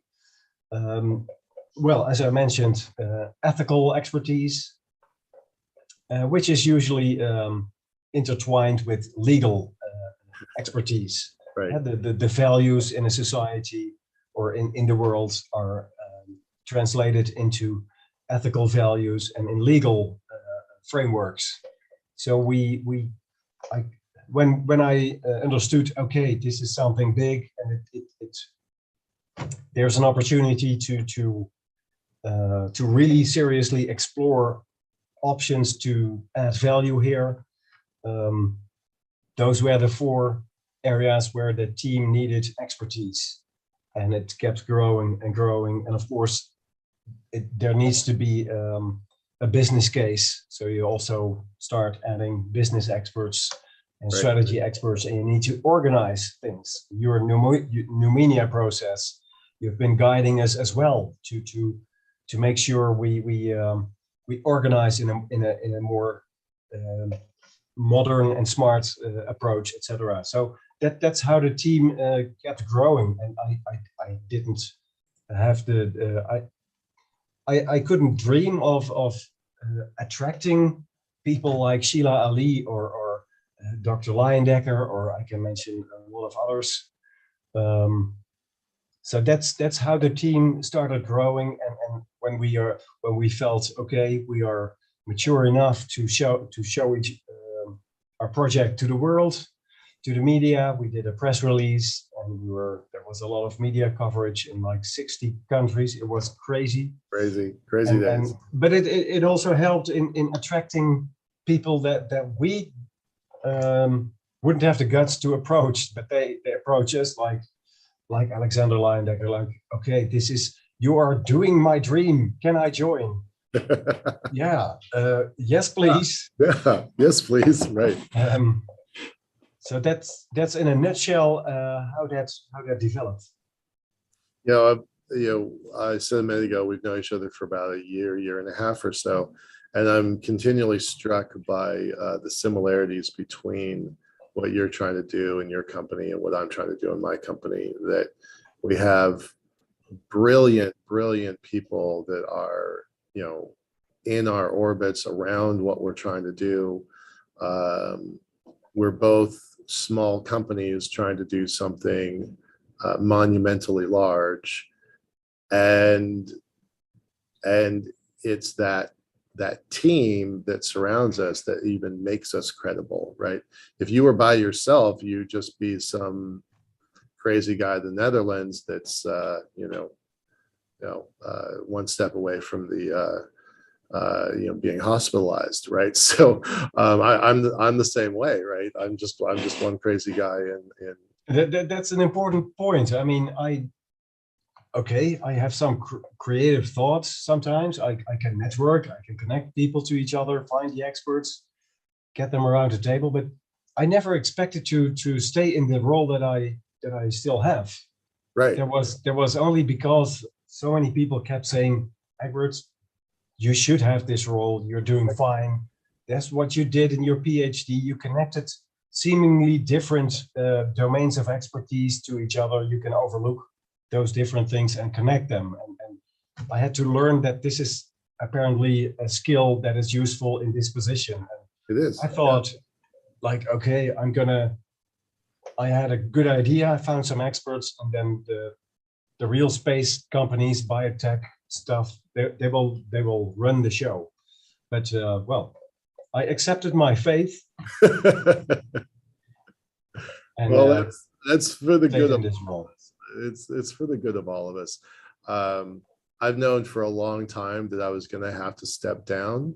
That might be happening maybe in a year or two as we bring in other people that are more qualified. So yeah, it's really good to kind of know where you're at. I mentioned state of the art, like in the case of news, but you kind of always have to have your pulse on your finger on the pulse of where you are also. So you've got this team. They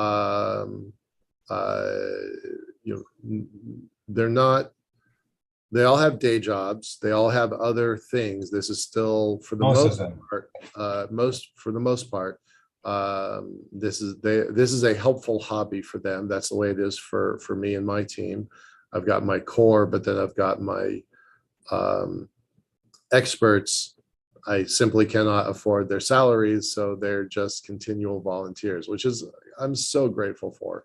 And you've got a somewhat similar situation, but how many folks would you count? Would you say are core to your team that you really can depend on, for advice and information? What's your technical advisory council look like? Well, I lost count. It's moving constantly, but I would say about 20 people we have like this IVF team really focused on the IVF. We have the hardware implementation team. We have the recovery team. And we have the mission architecture team. So those are the, and of course we have some, we don't formally define all the different teams, but most of them we do. But that's basically, that's the key group that is important now. Cool. Okay, so 25 people, 4 or 5 different teams. All kind of working towards the goal of, this first piece of hardware. And I know you can't tell me the whole story. You can't tell me in public the whole story about the hardware. But you alluded to some stuff that's happening in 2022 and 2023. Where would you say your team is the busiest? Where you mean on what challenges? The problems that they're working on. Not where, because I know you're like me. You're a digital organization that's spread all over the world. You're in the Netherlands. I know one of your guys is in Seattle here. I'd like to meet him someday. I know that one of them is in. The 2 of them are in South America that we've had on the program here. Also, I know one is in some tropical paradise out in the Pacific. I forget where. Right, like you've got a distributed network just like we do. But I wasn't saying where are they physically. I'm saying what's the focus of, say, the next 6 months? The focus of the next 6 months is to make sure the prototype is as mature as possible within that time window. Okay. And we are half of the teams. They're also looking at the next mission, because in this prototype we are not including the cryogenic application yet. Where the design is not finished enough that we can actually turn it into hardware. So that's one of the key challenges we are now focusing on, because it's challenging. We need to rapidly freeze the embryos. They need to be frozen like within 0.2 seconds. We need a temperature drop of more than 200 degrees. You could just put it outside the airlock. Open the airlock. Oh wait, that could be an approach. Let me share that with. You're in low Earth orbit. That plan's not going to work. I'm being sarcastic here. Sorry. No, of course. So the cryogenic application is one of those challenges. We're not sure. We have to do a lot of homework for the next. Well, the mission, this prototype test flight mission, well, it's going to happen. The maturity level might deviate a little bit. That's not really important. The next mission with mice. There for that mission, mainly the cryogenic application is a question mark so far. We don't know if the microfluidic disk, if it can deal with all the violent stage separation, G-shocks, acoustic vibrations. We're really learning a lot in the next couple of months, and we need to find out more. There's a lot of homework for us in terms of regulatory approval. Right. We want to move from using animal models to human gametes as soon as possible, but to bridge that gap, we will use human stem cell embryos, Right. As bridging that gap. But we don't know if that will be enough, or how many missions we need to do before those committees will be convinced. So that's. Well, and let's talk dollars and cents for a second. These are not trivial experiments. These are multi-million, not tens of million each, but multi-million, $4 to $8 million to do just step 1 and 3. Is that in the right ballpark? Yeah, we are finding more and more ways to cut down on those budgets, but around 3 million per mission, that's what we're looking at least. 3 million for the down. Not for the prototype test. Yeah, the down on the ground equipment side or the launch side? All included. All one included. Mission. Yeah. Okay, so as launch prices come down, you can do more and more experiments. Yeah. Oh, that's helpful. Like the rest of the industry is changing because launch prices are coming down. So that's great. All right, so pull out your crystal ball. How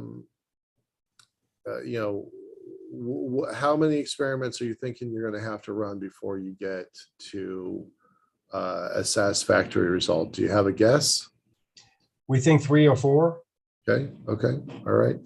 So still, that's not bad. Less than $15 million would teach you enough to know whether this is go or no go. And then along the way, you are learning things that are valuable down here on the ground to the IVF community, right? In vitro. By the way, for those that don't know, because I didn't know, should have brought this up a while ago. IVF is in vitro fertilization, and we're going to talk about that more in a minute. But I should have mentioned that acronym that you keep using. So roughly $12 to $15 million would produce enough science to know whether or not you can go to the next stage. And in our industry, we call that a gating factor, right? A gating function. So there's a cap to it, a probable cap to the upfront costs. But then along the way, even if you fail, and this is something I like to make sure everybody knows, even if you fail, you will have still learned valuable things, financially valuable and scientifically valuable things for the in vitro fertilization community. Is that all true? Did I summarize that right? Yes, we are.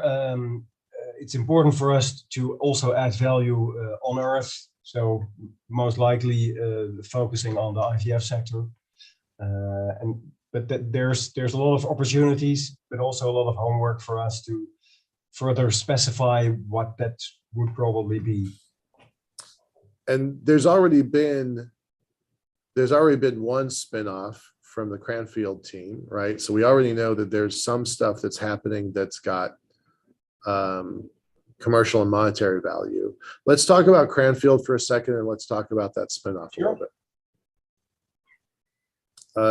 How did that happen? What are they working on? I know you can't give any trade secrets away, but that's one of your longest partnerships, right? That's indeed 3 or 4 years. Yeah. The great thing, well, also Cranfield University, but also specifically Professor Cullen. He has a background in medical devices and the biology side of things, while he is a professor in systems engineering.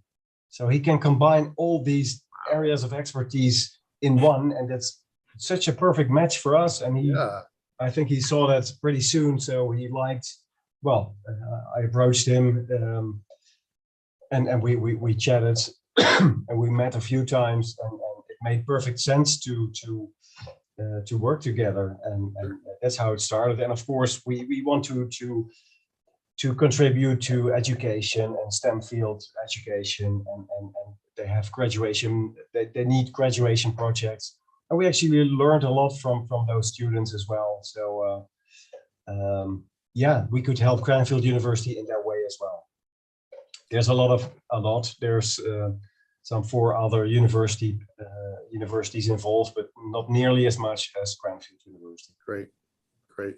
Can you name the other schools, or not able to do that? Yeah. So there's I mean, Denmark. let's. I'm trying to like show the community that's watching here and on YouTube, the greater community, like, you know, how can people plug into this? Yeah, so we've been exploring for a while with the Denmark University of Technology, but we decided that for now we put it on hold because it seems we cannot afford them, or at least what they're asking. But they're experts in microfluidics. They're really excited about what we do, so they want to stay in touch, and so we keep the lines open. Bremen in Germany, we get a graduation student and a supervising professor. Nottingham Trent University in the UK, we have a few advisors. There's a new project in the Netherlands with the Technical University of Eindhoven. They might actually provide a small photonics chip experiment that will I'm revealing this. That will probably be on board the test flight as well, inside our pressure vessel.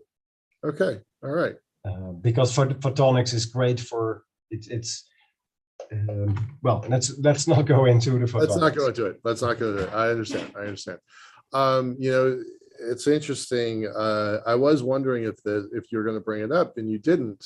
No American universities, no American companies, right? Oh now. Yes, American companies. Let me check it. What Paragon? Paragon, of course, Paragon. Sorry, I totally missed that. Yeah. And Rhodium Scientific. Yeah. Sorry, Orbital Transport, SpaceWorks. No, sorry, I misled you with what I was trying to say. I said that wrong. I know there's plenty of American companies. What I was trying to say was no universities, because you know some of what you're doing is kind of a political hot button these days, right? So you know, there's organizations like Trish down in what does Trish stand for? Down in Houston area. There are great biospace labs all over the US. There's STTR programs. There's dozens of universities that could be partners, but yeah, there is 3 that there is some contact. Johns Hopkins University, they have this very bright young girl, the student. She's very eager to do an internship. It will start in September probably. Yeah, okay. Does that mean we are collaborating with Johns Hopkins University? Right. That sounds a little bit too. That sounds.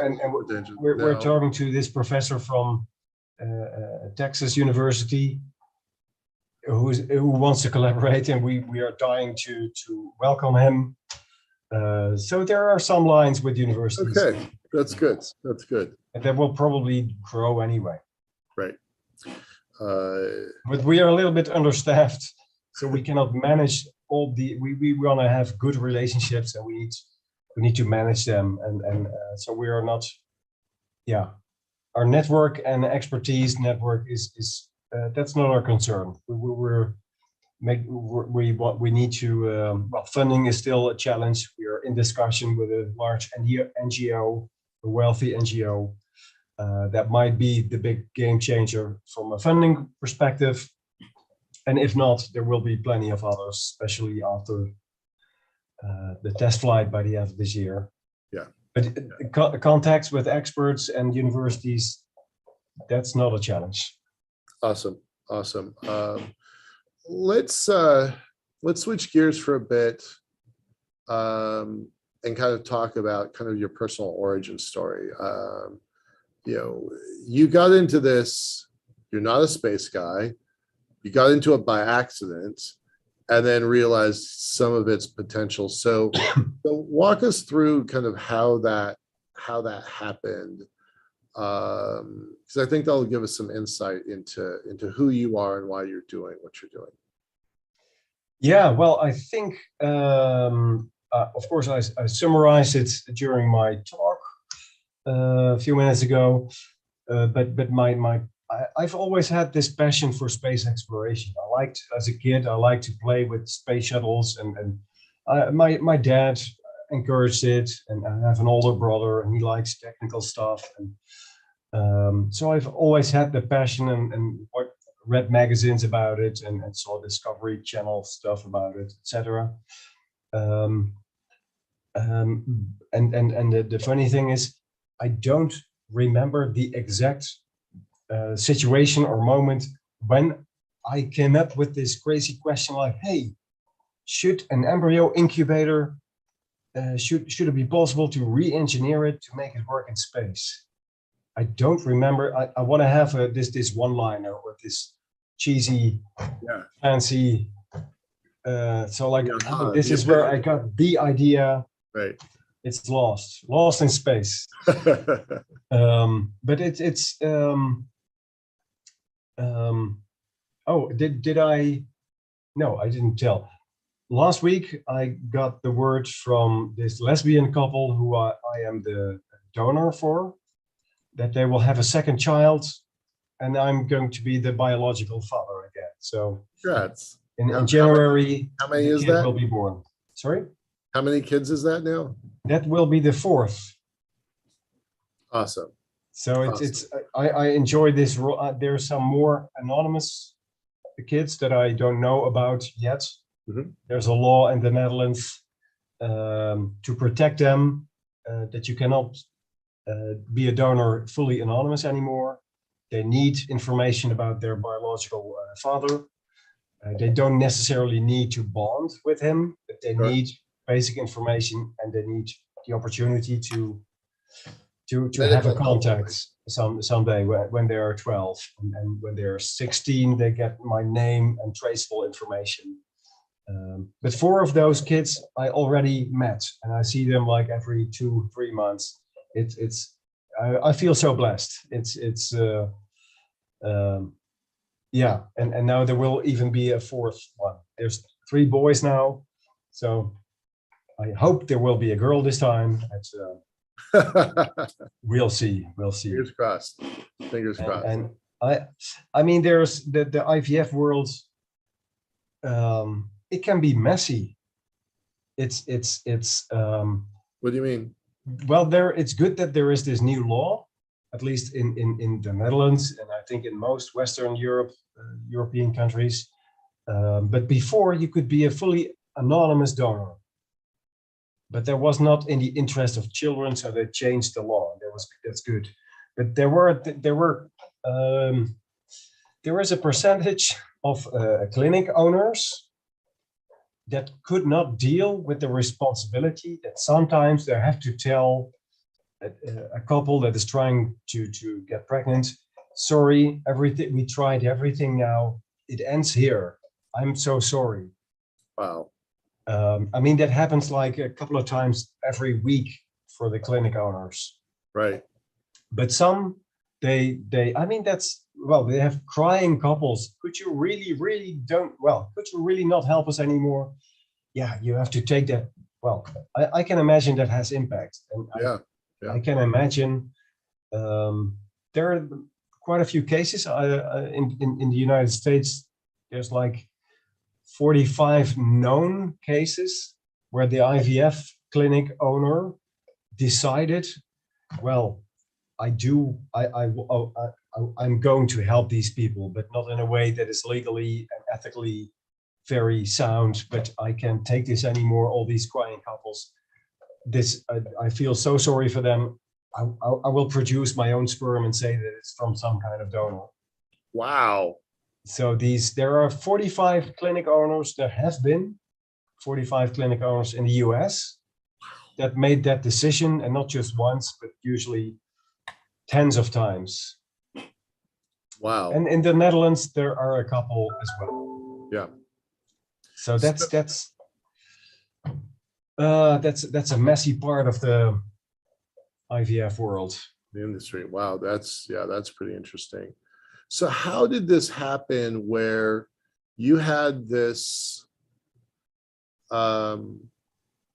you've been doing this for years, right? Several years as a donor, yeah? Yeah, my sperm was frozen in their fridge for a couple of years, and it helped a number of couples, including 2 lesbian couples that have kids that I see growing up. That's amazing. So how did it go from, and I know you don't know like where that epiphany, that aha moment happened, but when did you decide, Spaceborne United needed to exist, that this was your personal, we talked earlier about vision, mission, values, right? So how did this become your thing to do in the world? I don't understand the links there. Yeah, there is another link that I didn't clarify. I did briefly mention that my PhD is in courage development. Right. I love innovation, and I love exploring boundaries and helping other people or inspiring other people to do so, to expand their comfort zones. And I have so I have the Courage Company. In Dutch, that is the Lef Academy. But let's say Courage Company, where I help people and organizations develop courage in their organization and with their professionals.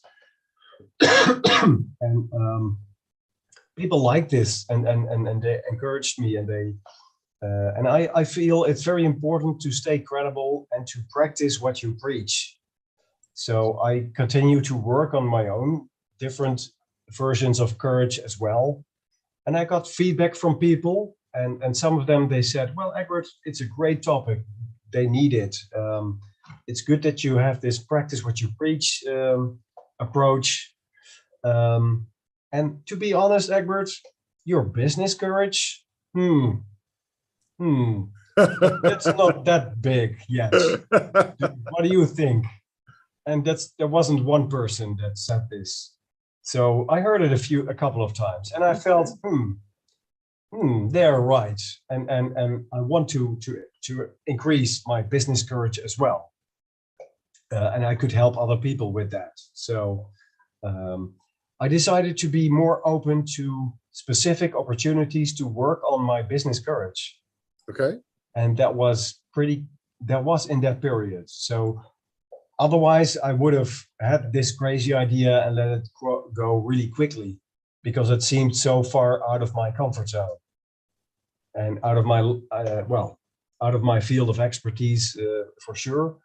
But this definitely made a difference in no, let's stick to this challenging topic for a while. This is an interesting opportunity to see if it could also help expand my business courage. And well, I feel completely satisfied. Surprise, it worked. Yeah. All right. I've had some sleepless. This is not my actual natural hair color. There's some shampoo with the coloring. Yeah, that's coming. That's coming. Maybe I shouldn't do that and show more seniority. All right. We've got a couple interesting comments from the audience here. I'll preface it with a tiny bit of intro. Elaine Walker has been in the space community for, well, the 20 years I've been here, she's been around. She was a participant in several of the Mars Society analog sites. I think Flashline up in Devon Island is what I know most about her.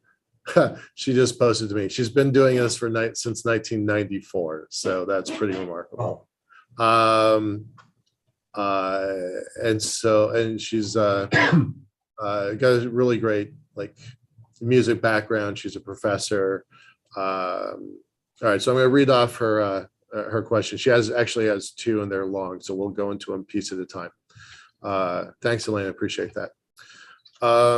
Assuming centripetal force is the same as normal gravity, how much do we know so far about the difference between spinning gravity in space versus spinning gravity within an existing gravity well, such as the Earth, Moon, and Mars? Where then we'd have the force going in a different direction. All right, so I'm going to answer part of this. I know your background's not in biology, Egbert, so like let's preface that.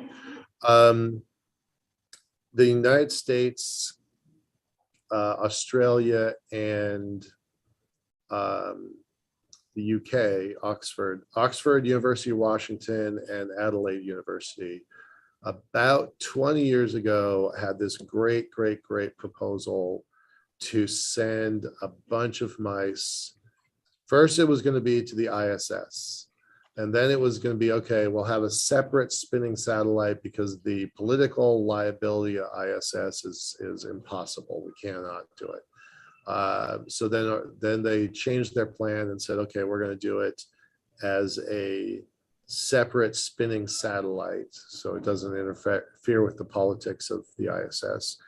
And it started out they were going to send up, 16 pairs of boys and girls rats, and then they didn't feel like they felt like there were too many variables, so they switched it out and they said, okay, we're going to have 8 pregnant rats. And little by little, this experiment got cut until it no longer exists, and all 3 partners bailed on the project. So that's what we know about the difference between spinning gravity in space, is we don't know anything about spinning gravity in space. And I like the way that you put quotation marks around spinning gravity. So then I'm going to let Egbert answer. I'm pretty sure I know. Egbert, what's the difference between spinning gravity in space versus spinning gravity within a gravity well? I'm very eager to learn every day because I don't know the answer to this, and I want to be able to be a discussion partner with our experts on this, Dr. Jacques van Loon. He's working for ESA usually, and he's running this centrifuge. So he's an expert in this field, and I want to know the answer to this question. So I cannot give it, but he will probably be able to. And we also have as an advisor Professor Floris Wuits, a Belgian professor. So I wouldn't know. Nobody knows. Nobody really knows. Because we haven't run those experiments. It kills me that that's been I'm going to just editorialize for a second. It kills me that that's been a staple of science fiction for 50 or 60 or 70 years. The assumption that we can use centripetal force to simulate gravity, and then hold one second. Sorry. Sorry about that. I had the door locked by accident. So we don't know the answer to that. And it's frustrating that we should and we don't. I'm quite irritated by that problem. There is a company, and this is not an endorsement or plug, this is just information. There is a company that's actively working on building a space station that will do this centripetal simulant gravity or orbital assembly. When we were doing a review of all the proposed space stations, and there's about 14 proposed space stations. They're the only ones that are working on a ambitious plan like that. They don't have a lot of capital, but they've raised something in the neighborhood of $2.5 million. So They have plans, they have blueprints, but they're not building anything yet, so far as I know. Okay, so we don't know the answer. I would really love to know the answer. Oh, and Elaine just posted also that she had friends with a guy in SEDS who was working on the Mice in Space program. She always wondered what happened. Well, that's what happened, because it was happening right here with the University of Washington was a significant partner. And so I was up at the UW Aero Astro department on a regular basis, and it just evaporated. It basically it was killed death by 1,000 cuts. And it was, as an outsider, I was not involved with the project, but as an outsider, it was 100% political fear. There definitely was capital for it. So, a little bit later, Robert Zubrin from the Mars Society, actually, he started this program also aiming to get mice in space in a rotating satellite, the Mars Gravity Biosatellite. There was like dozens of universities and hundreds of students working on this challenge, but NASA eventually canceled it. So that could have provided so much data on partial gravity, but they didn't. I don't know why. Still wanted to ask Bob Zubrin. Yeah. He was great on the show yesterday. I was really, really happy to have him here. I've wanted him on our program for a while now, and because the total program was about MDRS and all the stuff that's coming out of that, he was very great, gracious in joining our event yesterday. Pretty happy about that. I hope to have him back. All right. So then, speaking of Zubrin, Elaine's second question. When I was asked by Bob Zubrin about what this is yesterday, this happened yesterday when he was on screen and she was in the audience.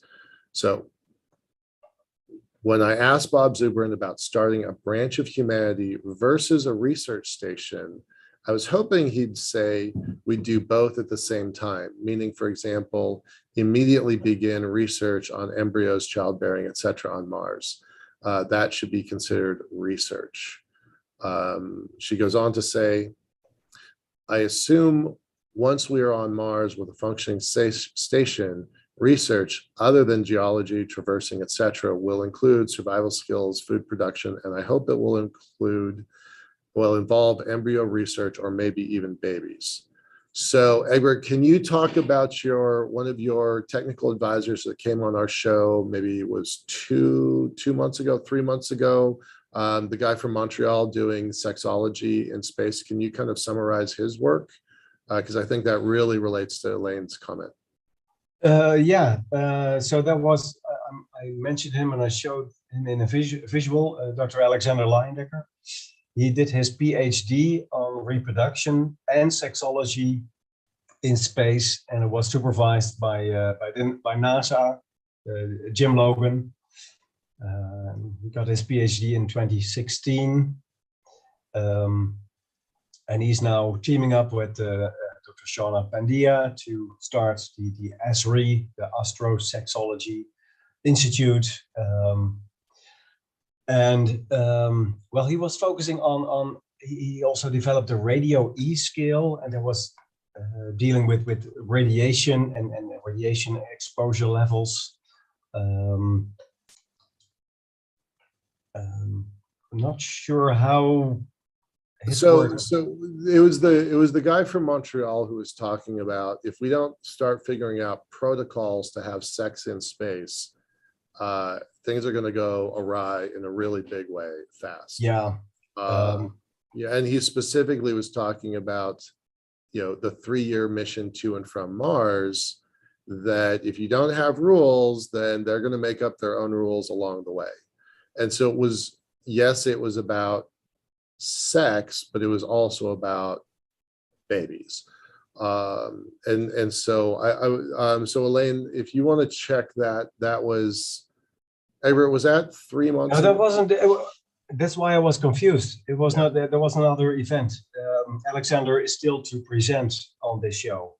There was Dr. Rafael Marquez. Okay. or not? No, No, he's from Brazil. It was here.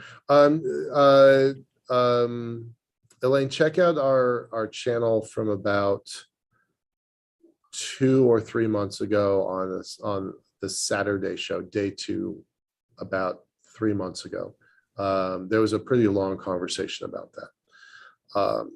But yeah, so what Zubrin said yesterday was exploration first, science next, and then community. And he gave a really interesting history lesson about how the French and British to the United States, the French didn't bring their women, the British did, and the rest is history, because the British had babies and kids here and built community, and the French didn't. And that's kind of how,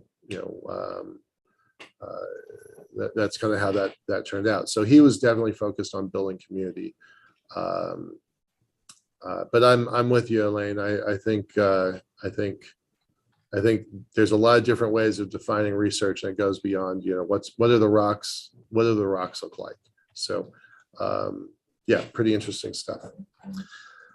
All right, so we got about half an hour left to work on this. So let's again bring out your crystal ball and imagine the future. Okay, so we figured out IVF, we figured out fertilization at Leo. We know how to do that, and sometime in the next few years, we're going to have the first baby born on orbit, right? And it's only going to be, up 24 hours or less, back down. It's a stunt. It's a stunt, but it's a super important proof of concept stunt, right? That we can actually do this. So, all right, so let's just say that those 3 steps have happened. Can you first kind of give me some time frames for those 3 steps? First, the embryo step. The first human baby conceived in space. Yeah. 2026. Wow. 2026. I think that should be like on CNN. That should be international news, right? Like I think it will be. But just the prediction. I mean, waking people up. All right, so 2026 for the first consent. And I mean, then there is the baby. That means that the regulatory institutions accept the safety of the embryo to be to that quality that it can be placed back in the womb to turn into a baby. Right. Because the step just before that, the first human embryo conceived in space, that can happen 18 months before. And that might, I don't know, that's going to be big news, especially in the space sector and in the medical sector. That's only 2024. That's not far away. True. Yeah. That's what we aim for. And if it's going to be a year later, so be it. We're aiming high. So first baby born orbitally, when's that? It's 2020, 2040. Oh, that far. I thought it was going to be sooner than that. Yeah, I remember, I think I've said 2035 is possible. And actually, I think as this will probably also become this geopolitical thing again, that will motivate involved nations to speed up things, and the defending will not be the issue at all. It's more going to be what moral standards are going to be applied. I mean, if China decides, well, we need some unique achievement again, the other one failed, let's claim this one and use our moral standards instead of the ones the more Western world would probably choose. yeah, they could take off another 5 years. Well, I mean, it's ethically 1,000 times bigger and more complex than embryo development in space. right. But technically, it's not that much more complex. I mean, you don't need 15 years to prepare for this. Right. But to do it in a really safe way and do a lot of all kinds of testing, and maybe I don't know if they will allow monkeys to try it first with. If hopefully it's not necessary, etc. But so yeah, maybe more realistic would be 2035. Okay. So yesterday, Dr. Zubrin was talking about Elon Musk and how he skates pretty close to the edge. And you and I have had personal conversations that I'm going to share, which were basically, you know, Elon Musk has the capability to be in his own rocket. And he's already had 3 kids that are making national, international news. So I think he has more than that. I think he has like 7, but 3 recently. So, you know, what prevents Musk from jumping into his own rocket ship, bringing one of his girlfriends, and going up for the afternoon or the weekend, and having a baby, right? Like they could do what you have proposed with nearly current technology. Is that fair? Is that true? Does that seem accurate? Yeah, well, I do know that. I mean, that there was a great question mark in the beginning on, especially Elon Musk and SpaceX. They're aiming high and fast to be the first to go to Mars and to bring people to Mars. And it wouldn't surprise many people if he pulls it off the first before NASA. So I was really wondering, and many with me, how is it possible that SpaceX is investing all those resources, all those billions in preparing plans for Mars, if the reproduction question is not addressed to that extent? So they must know, or the answers that I get from people that know him personally and that know the strategy of SpaceX, they are focusing on being an engineering company. And that's what they do good. And yes, there are these other challenges to address, but they want others to address them. And SpaceX has become so big, and also depending on shareholders, and they're a little bit too big to deal with these experimental, ethically delicate topics. So it could compromise their complete structure and PR. So they're already doing amazing things, and so they want to keep doing good things.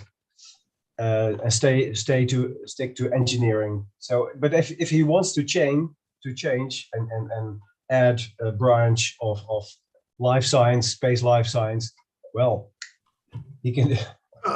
We know that Blue Origin has shifted gears to putting a branch of life science into their orbital reef. Like that's already, you know, the gauntlet's been thrown on that one. So. Richard Branson has actually flirted with the idea when one of his daughters was pregnant, that, well, why shouldn't she give labor in space? And we've also been approached by representatives to talk with them about adoption of our project. So I think they're more interested than SpaceX. Interesting. That's an interesting little tidbit. Yeah, you know, I don't I haven't considered, like I've considered this from Musk, I've considered it from Bezos. I had not considered it from Branson's Virgin Group. So that's, I'll think about that. I'll think about that.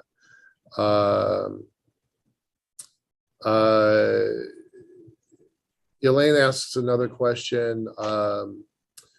Is it too late or is it not recommended to freeze eggs at 54? I know I was thinking 54 Kelvin, but we're talking about age. Yes, she and you know, she has successfully had at least one kid. I think only one. Pretty sure only one. So she knows she's Yeah, viable. the age limits are rising relatively quick. So with the latest insights in the IVF sector, this age limit is raising. I mean, one of the lesbian couples that I'm a donor for, they the mother gave birth at 39. Not an issue at all. It could have been 45. There's a big difference between the time that the womb can function healthy and the eggs. And if I remember correctly, the eggs are the most delicate. So it's the womb can function until you're 60 easily, probably, Okay. or something like this. But the eggs, the quality of the eggs really starts going down after like 35. So I think that is part of the answer. Okay. All right. She's making a comment. She had Alice at 44 and got pregnant immediately. The pregnancy was perfect. Never felt so great in my life.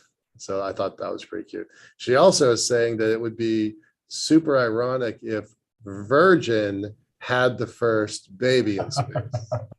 I think that's super clever. I never thought about that. That's nice addition there, Elaine. Appreciate that. That's some great commentary. And they should change their name afterwards. I will be giggling about that one for a while. That's pretty smart. Okay, so let's talk about, you know, you heard my Sorry, I need a little bit yogurt for my throat. Never mind. Oh, sure. Yeah. We've been talking for a while. Yeah. We've been talking for a while. So let's talk about some of the implications here. So, you know, I did the Numenia process this morning before you, so that everybody kind of has some context. I gave that talk. And I've worked with you on the Numenia process before on some stuff. I break things down into 4 parts. So you got hardware, business, outreach, and framework. We've talked a lot about hardware because that's really, we've emphasized that. We've talked a bit about the finances, right? $12 to $15 million to get the answers that you need, and that there's value in getting those answers that justifies the risk. Right. We haven't talked about framework or outreach very much, so I want to kind of spend some time on that. But we just got a comment from the audience. I don't know who it's from. It's anonymous, but it says, "How would citizenship work for babies who are born in space?" And holy cow, person, I do not have an answer to that, and I don't think Egbert does either. What do you got, Egbert? Yeah, beautiful question, logical question. Yeah. We have asked space law experts about this because we got this question earlier.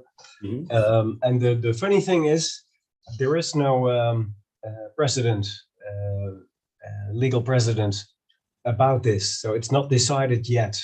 There are laws that define how that works. If in case someone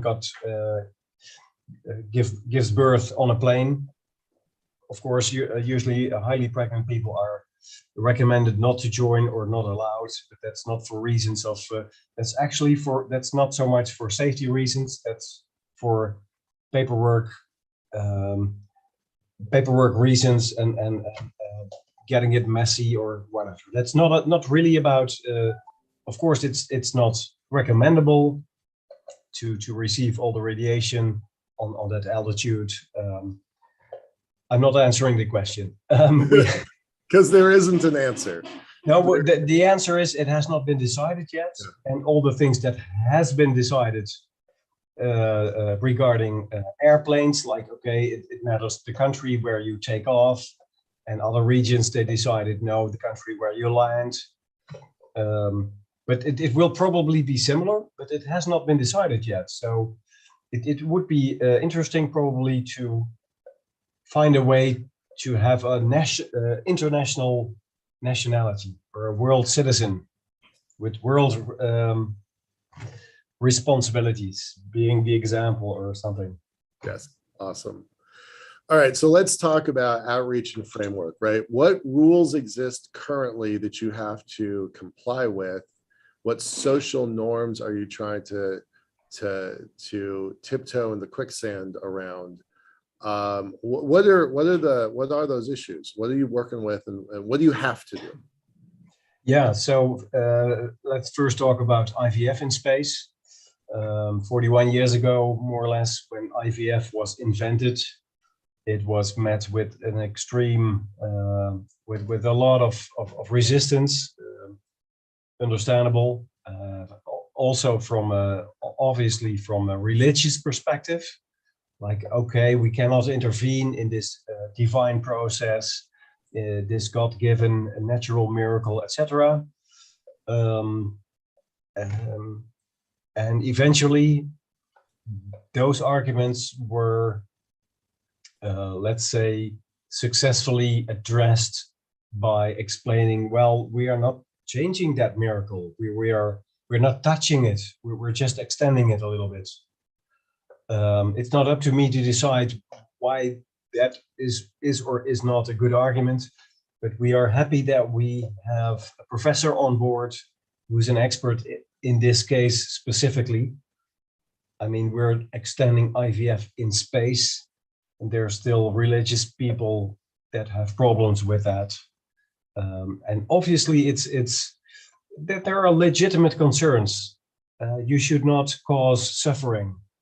There's ethics for a great deal. And any ethical dilemma is about, okay, you might need to, or you have the option to cause a little bit of suffering here, but that will prevent a lot more suffering somewhere else.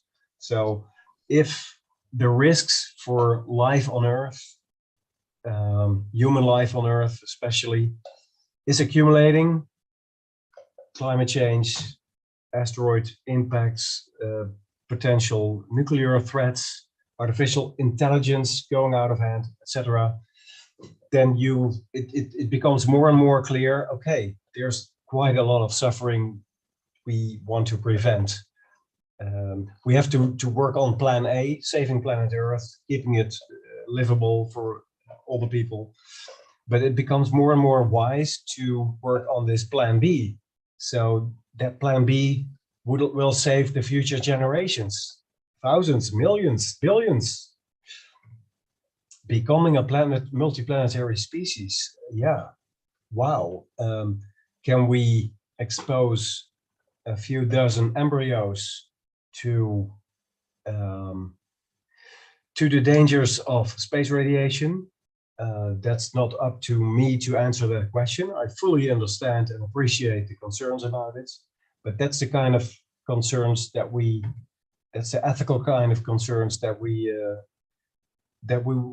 receive questions about, legitimate questions, and we are in discussion with ethical committees to find acceptable answers. That's about dealing with embryos. Of course, we're on the long run also talking about childbirth in space, which is a completely different chapter. But it's the same principle. What kind of risk levels would be acceptable for what kind of rewards for humanity, or for the involved people or companies or us, or and that's a big responsibility, and we need to we're always open to receive new perspectives that we might have forgotten about.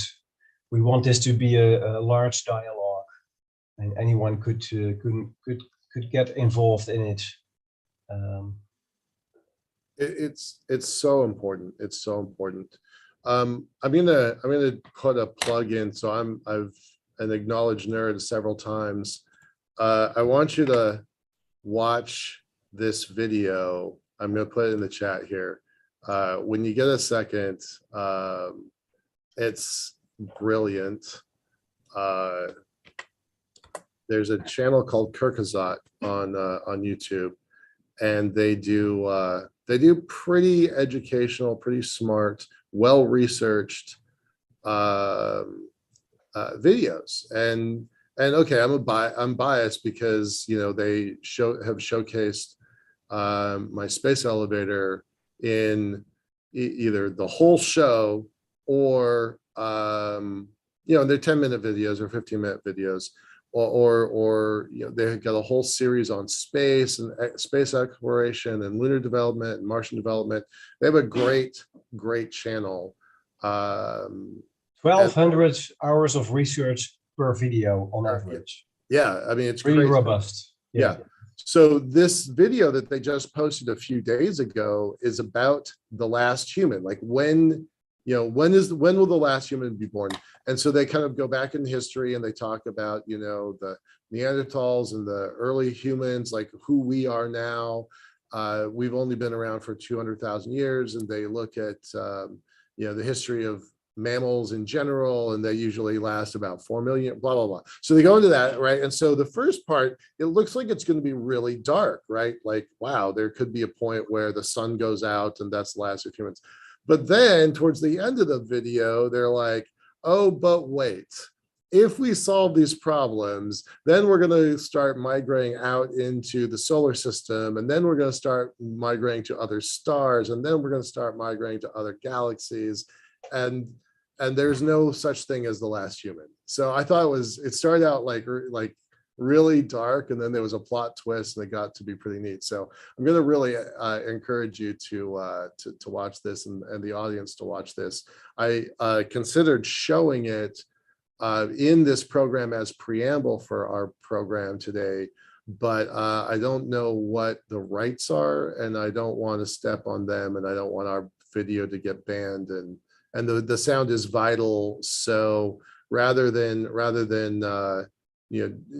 incorporate it into our program, I chose to just showcase the video itself. But definitely encourage folks interested in this problem to think about just how big and how important what Egbert and his team are doing, because I think he and his team are the reason that this video is going to be possible. So all right, we're going to wrap up here in just a minute. So the legal stuff, it's uncharted territory. The social stuff is still, there are examples of other things that have charted carefully and successfully. So there are some precedent that you think you might be able to follow. So the last thing is really to talk about outreach. Like, how do you tell your story in a way that you gain engagement and acceptance, right? Because it takes a while for big breakthroughs like this to gain traction in the headspace of the world. Yeah, I understand. And by the way, this Kurz Gesagt movie, I fully support it. It's very inspirational. It's a little bit mind blowing, and I've considered to post it on our LinkedIn page because it answers the why of Spaceborne United to some extent. So it's amazing. I recommend it totally.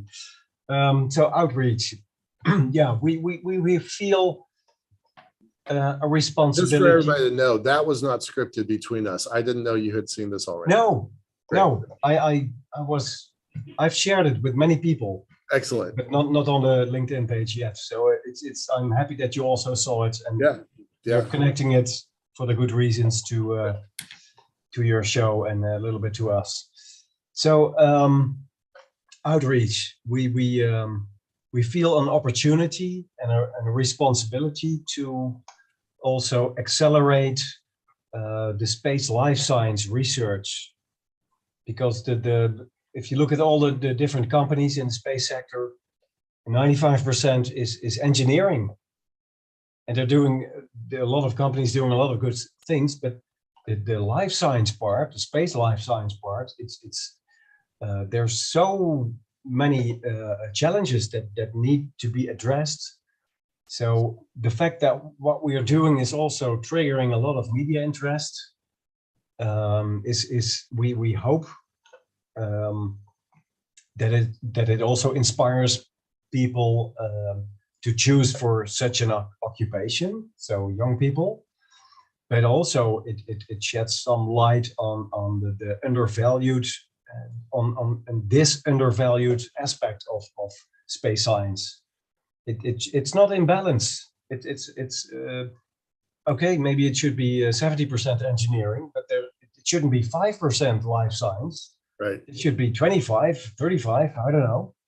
So we need to correct this imbalance, and we feel a little bit of responsibility to help there as well. I mean, and for the rest, we think it's crazy that for 50 years people have been saying, okay, we're stuck in this meeting room with this problem. It's complex. We're stuck. But come on, we've put people on the moon. We should be able to solve this. Yeah, you need a reference for this great achievement that humanity fixed. But come on, 50 years, or what is it? More than 50 years we've been using that phrase. Yeah. It's really, it's time for something new. Something, I don't know, maybe it's bigger or not bigger, but something new. The next giant leap. So we hope to contribute to boosting global self-esteem as well by providing a new, unique achievement. Come on, we will fix this problem as well. Hey, humanity created babies in space. Come on, we can solve this problem in this meeting room as well. But that's not completely an answer to your question, I understand. We don't have the illusion that we will be able to convince everybody that what we do is good. There's, first of all, quite a big group of people who keep saying, come on, don't waste any dollars or minutes on plan B. Right. We have a plan A. Of course, plan A is crucial. We should focus, I say the same what Elon Musk says. Yes, 99.something% needs to be focused on plan A. That's the big thing. But come on, it's too evident. It's like Professor Kaku used to say, why are there no dinosaurs anymore? Because they didn't have a space program. Right. If you want to go extinct, I mean, extinction is the norm. 99.9% of all species went extinct. If we want to continue living, and there's so much inspiration and enriching the human experience, as Elon Musk likes to say it, becoming multiplanetary is a good idea. So we need some people to focus on it, and we're happy that we are contributing. Brilliant. All right, sir. Thank you so much, Dr. Edelbrook. We're going to switch to our next speaker. Thanks for this marathon conversation and the opportunity to go into a really... Time flies when you're having fun. My pleasure. Thank you for having me. Thank you. Right on. See ya. Bye. Yeah, that was... this conversation, I think, is so important. And it's kind of quiet in the larger space community, space advocacy community. So it's just necessary. That's why we just keep coming back to it. But now we're going to switch gears and we're going to bring on, I think it's Terry. Let me look at my schedule here. Yep, great, Terry. We're going to bring on Terry Trevino. Elaine, by the way, Egbert, if you're still listening, Elaine asked a question about where do you get to cryogenic technology? Have you talked to companies like Alcor? She's a cryonics member. So if you wouldn't mind typing that answer in the chat, that would be helpful. Where's your cryonics technology coming from? Okay. Yeah. All right. Thank you. I'm gonna demote you in a moment and bring on Terry. And by the way, Elaine, really appreciate your interactivity here. I appreciate that. Thank you. All right, moving on because this show never stops. All right, Terry Trevino, are you ready, sir?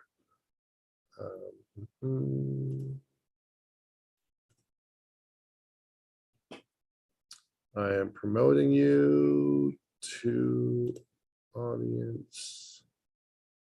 Go to panelist. Okay.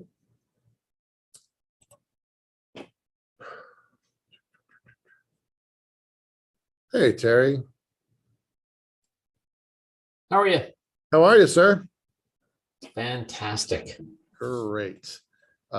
Give me a second. I'm going to bring up your bio. Egbert, I'm going to demote you. Thanks a lot, sir. Appreciate it. And moving on. Demote sounds like the wrong term. It sounds like you've done something wrong. I'm just having been fired and demoted before. Yeah. I'm going to remove you from the panelist section. That's what I'm going to do. Beautiful. All right. Change to attendee. Okay, terrific. All right, Terry. Terry Trevino has a long and storied real estate career of over 30 years. He also remains passionate about space. He has always remained passionate about space and chasing his desire to become an astrophysicist. Now that that goal is in sight, I thought you finished it. And saving our world remains the most important vision of our generation. Yes. Dr. Edelbrook just said something similar. Trevino finished his Masters of Science in Space Studies with a concentration in aerospace science and an emphasis on space operations. He was recently inducted into the Society of Physics Students of the American Physics Society. He is the assistant manager at the University Observatory and successfully defended his thesis on exoplanets and eclipsing binary stars properties using ground-based telescopes, searching for the protoplanetary neighborhoods where they live, leading to several. Boring. Sorry, what? So boring. No, it's boring. It's not that boring. He's on a team developing a satellite tracking software using MATLAB, working on seeking several grants for a peer group of master's and undergrad students and the propagation of algae for an ISS student study. Recently received his AIAA certifications in propulsion engineering, launch vehicle design, habitat architecture, and astrodynamics. He has recently partnered with the Swiss School of Disruption, representing their online education program. Trevino is licensed to practice real estate since 1994. Since 2000, he has practiced commercial and residential development and leasing offices in San Francisco, California. So that's a pretty fascinating background. Curiously, I have a real estate background that is microscopic compared to yours.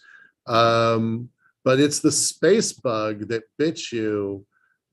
That's the reason that's the reason we're talking today, right? We're going to talk about the space bugs. So yesterday we spent a lot of time talking about analog sites.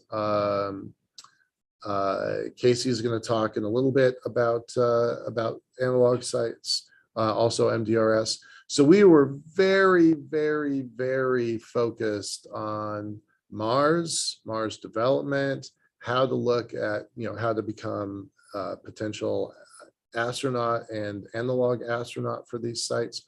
So yesterday was totally focused on Mars with the strong support of the Mars Society for helping coordinate that.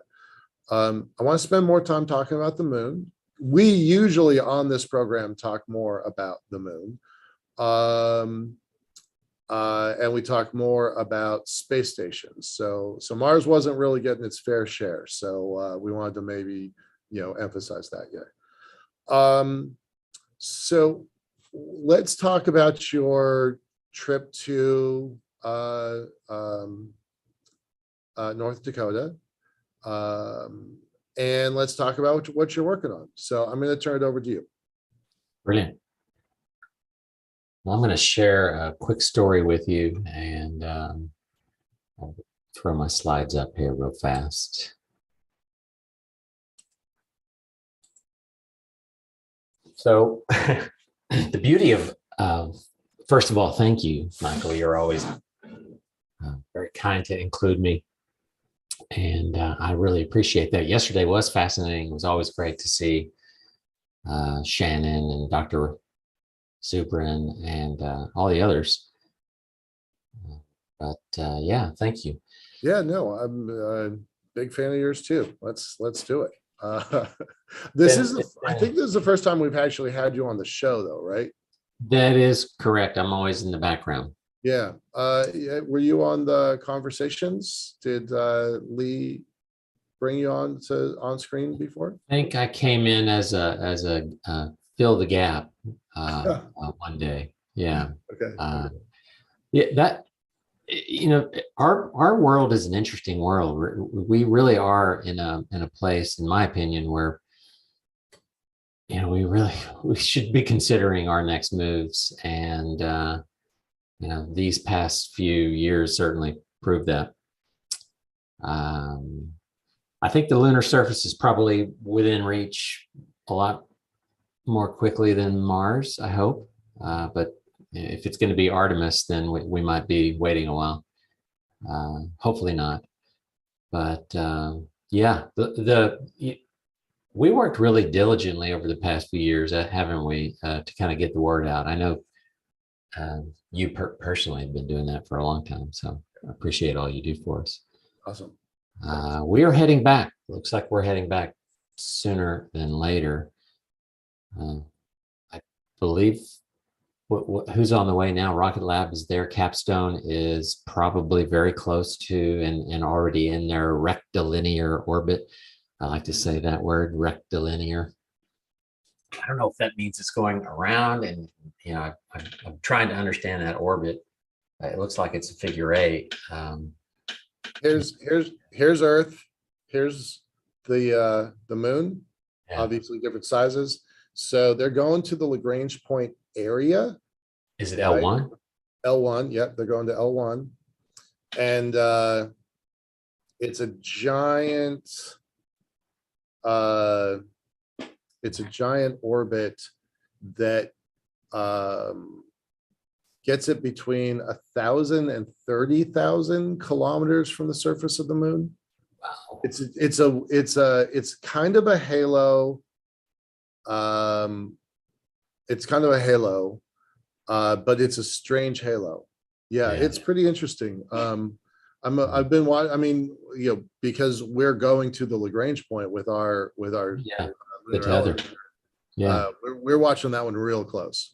I was so worried when they lost contact with that thing. I don't know if he's. But then I think I made some comments, of course, in social media about that as well. I was really nervous. Yeah. And if who knew the Deep Space Network would throw? I think it was actually a comms issue, and it was when they threw some. It looked to me like it was just a software issue, to be honest with you. Yeah. Anyway. All right, keep going. We got 20 minutes. Awesome. I'm me. I'm a quickie. We're heading back, so here we go. Let's go. Where are you? Here we are. I personally believe that we have to get out and we must be in an analog environment. I think at the moment there are about 700 analog astronauts on the planet, approximately, that can call themselves analog astronauts who have actually been on analog missions. you and I both know that practice in this environment really does improve on best practices. If we build these environments, we're finding that people are showing up. High seas was in past tense a great example, right? It was a brilliant environment. It's unfortunate that they've closed, but you can go on Airbnb and pick up some time in there if you'd like. I don't know if they left the spacesuits, but one of the things that I've found interesting about the analog environments is that we really start testing out all the different form and function. It really is a great terminology for that. How are we going to react to regolith that rips through our suits or tears through the bearings in our wheels? And what are we going to do? How are we going to build to prevent that? And as Diallo said yesterday, or Jen said yesterday about Diallo, Professor Wallace, test before we invest. And that's what we do with analog environments. One of the things I'm working on here in the lab is hardening these assets so that they are, better able to perform over the long term, right? The long term missions themselves, so that we don't die of radiation or we don't kill our plants in these environments. And these are all, to me, very important. It does power. How are we going to? I don't believe, I could be wrong, but I think solar cells on the surface of the moon aren't going to be really terrific unless we have those towers that rotate around and we're up at either the north or the south pole of the surface of the moon. Otherwise, we're going to need those little mini RTGs that was at Lockheed and somebody else came up with the other day. This is, I'm going to minimize you there. This is and these spacesuits at the ILMA, which is the Inflatable Lunar Martian Analog Habitat at the University of North Dakota. And by the way, these are all images that I've either taken or I am in, or I participated in missions that I participated in. So these are all, there's no copyright on these, at least from my perspective. This is the suit that Dr. De Leon, Pablo De Leon, has developed. It's an amazingly authentic lunar suit. Runs at about 1 ATM, 1 atmosphere, and I can tell you it's quite bulky. It's a bit heavy. I know it won't be quite as heavy on the surface of the moon. However, it's pretty bulky, and I was impressed. His technology on that is good. And we also use these really cool devices that hang the suit in. We enter from the back. It's really neat. When I was at the ILMA, I particularly work on the plant module and on developing plants that will do well in that environment. And hopefully we can use those plants to develop closed loop ECLIS systems. In fact, I'm going to ECES, leaving tomorrow morning, heading up to St. Paul and present that device behind me as a means of what we're doing to test these plants and how they're going to respond to these magnetic fields that don't exist, or these near null magnetic fields. What plants are going to do well in those environments. One of the really cool things about the ILMA is that they do have a lot of different modules that we can move in and out of. I'll show you in a second, but they do have a rover, and it's a rover that you can hang suits from the back, which is just behind me there on the right. Really cool stuff. Some of my team members, crew members,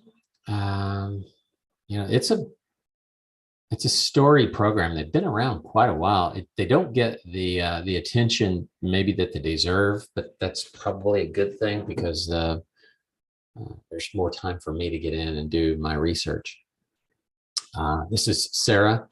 Sarah was on the mission with me last mission, and she came up with some brilliant concepts on how to rescue. If somebody gets in trouble on the surface of the moon, what are we going to do? How are we going to rescue them? What devices are we going to use?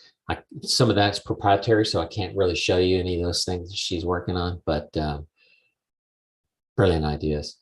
The second picture just to the right is this device behind me. And what I've done, I've created a near null magnetic field on the inside of that device. And that is allowing plants to propagate, and they are doing quite well.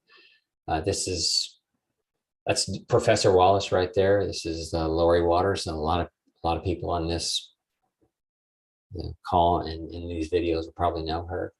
Terry, let me interrupt for a second. Yeah. Sarah just said, "You have my permission, Terry." So, she came up with it. No pressure, but if you want to share secret, honestly, I don't think I can perform that fast. But she came up with this sled system. So how are we going to move? Let's say an astronaut is incapacitated and is not able to move. How are we going to move them on the surface? She came up, and it's been around a while, the sled itself, the sled system, but how are we going to physically move this person around? And so because they're incapacitated, and it was just brilliant. It's literally a sled. We would roll the astronaut onto the sled, and then we would just simply move them around. It's not that simple, but it will work. I'm convinced, and I know a few of my close friends in NASA and a few other places in ESA are very interested in this device that she's kind of manipulated for the lunar surface. And we're going to be there very soon, so we need to be ready. Right. Yeah. Sarah's brilliant. Thanks, Sarah. I appreciate that. Yeah. Thank you, Sarah. I think there's another question about this. I don't want to like blow your process or your slides or anything. Let's talk it out. This null gravity. Near null, yeah. Not gravity. I said that wrong. Sorry. Null magnetic field. Yeah. Field.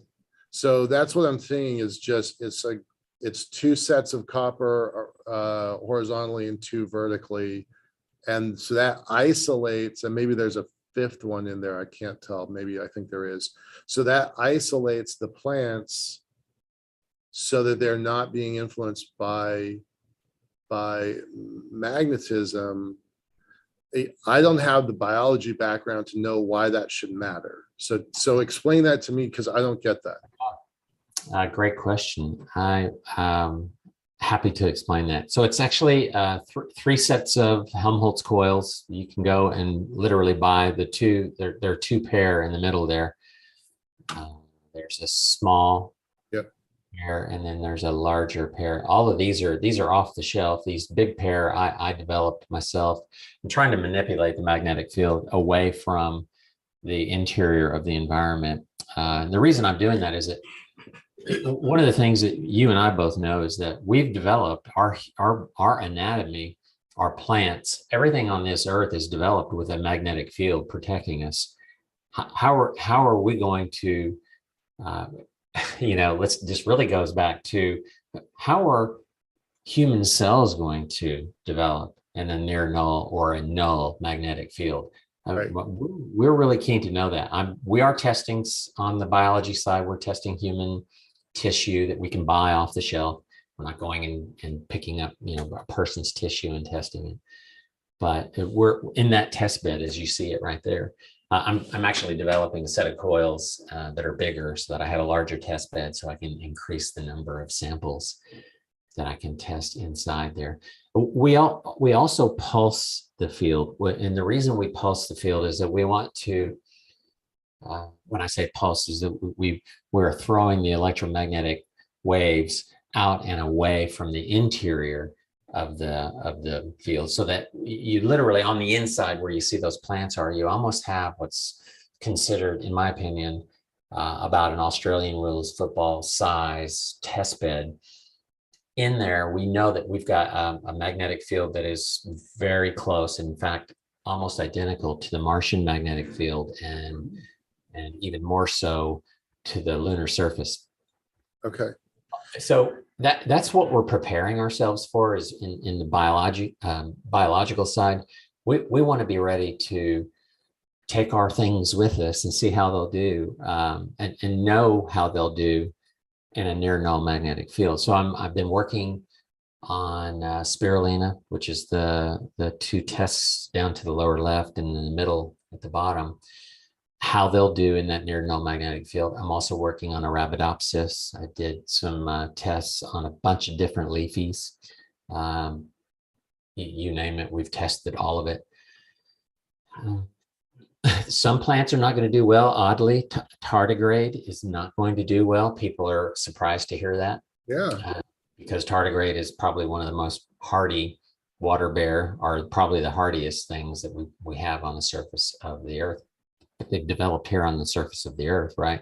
We don't know that they're going to be on asteroid Ryugu or Bennu or any of those, right? We don't know that because we haven't found them yet. Let's see how things will do. Yeah, tardigrade did not respond well on a previous study. I am going to study them. I'm actually really curious, and I hope they don't die, because it's a brilliant way to get some, calcium on the surface of any other planet. And so That's great question. unexpected. So yeah, I want to make sure that you connect in with Dr. Edelbrook. Yeah. I mean, what you're doing with plants, he's got to figure out for people. So yeah, definitely. I'll do that. I'll do that offline. But yeah, that's yeah. great. Okay, I don't want to like. No, it's okay. We can chat this out because it's just I'm just showing a few images and a bit of detail about what I'm working on here. So that's I appreciate the give and take. Yeah, his entire talk, I'm thinking, how is an embryo going to react? Right? We don't know, and I certainly can test that here in this environment. I don't have the IRB, so I am technically still a graduate researcher at American Military University. So I would have to get my IRB approved, which sometimes is not that easy. Space for All, I have 3 different corporations that I've partnered in, and all of them, would be interested in this and working in this environment. But I still have to get my IRB, what do they call it? Internal Review Board, IRB or something like that. I never know the names of all these acronyms. I'm learning as I go. Anyway, I'm going to go to this next slide. So this is the ILMA as it is. It's a spectacular facility. It's a research lab. It is developed with the horizontal rocket bodies that we might have if we land horizontally, which it looks like we may. Certainly we can, probably lift and lower these onto the surface of whatever planetary body we're on and put them in a horizontal fashion. And I'm hoping that that's where we get, but there's the rover in the back. There's a little tunnel that connects to the core module. This is where we sleep, where we eat, where we meet. This is where Capcom is. And so a lot of our time is spent in the core module when we're on that, in that facility. I've got 25 days in the facility, removed from the planet Earth. I spent most of my time in the greenhouse module. I do exercise practically every day. Some days I would do every other day, depending on how tired I was, because when we go out into the EVA, putting that suit on, that's hard work. And that's, it's difficult. It's not easy to carry that suit around and perform some of those EVA operations that Sarah and I had to do, and then I had to do with several of my other partners and colleagues.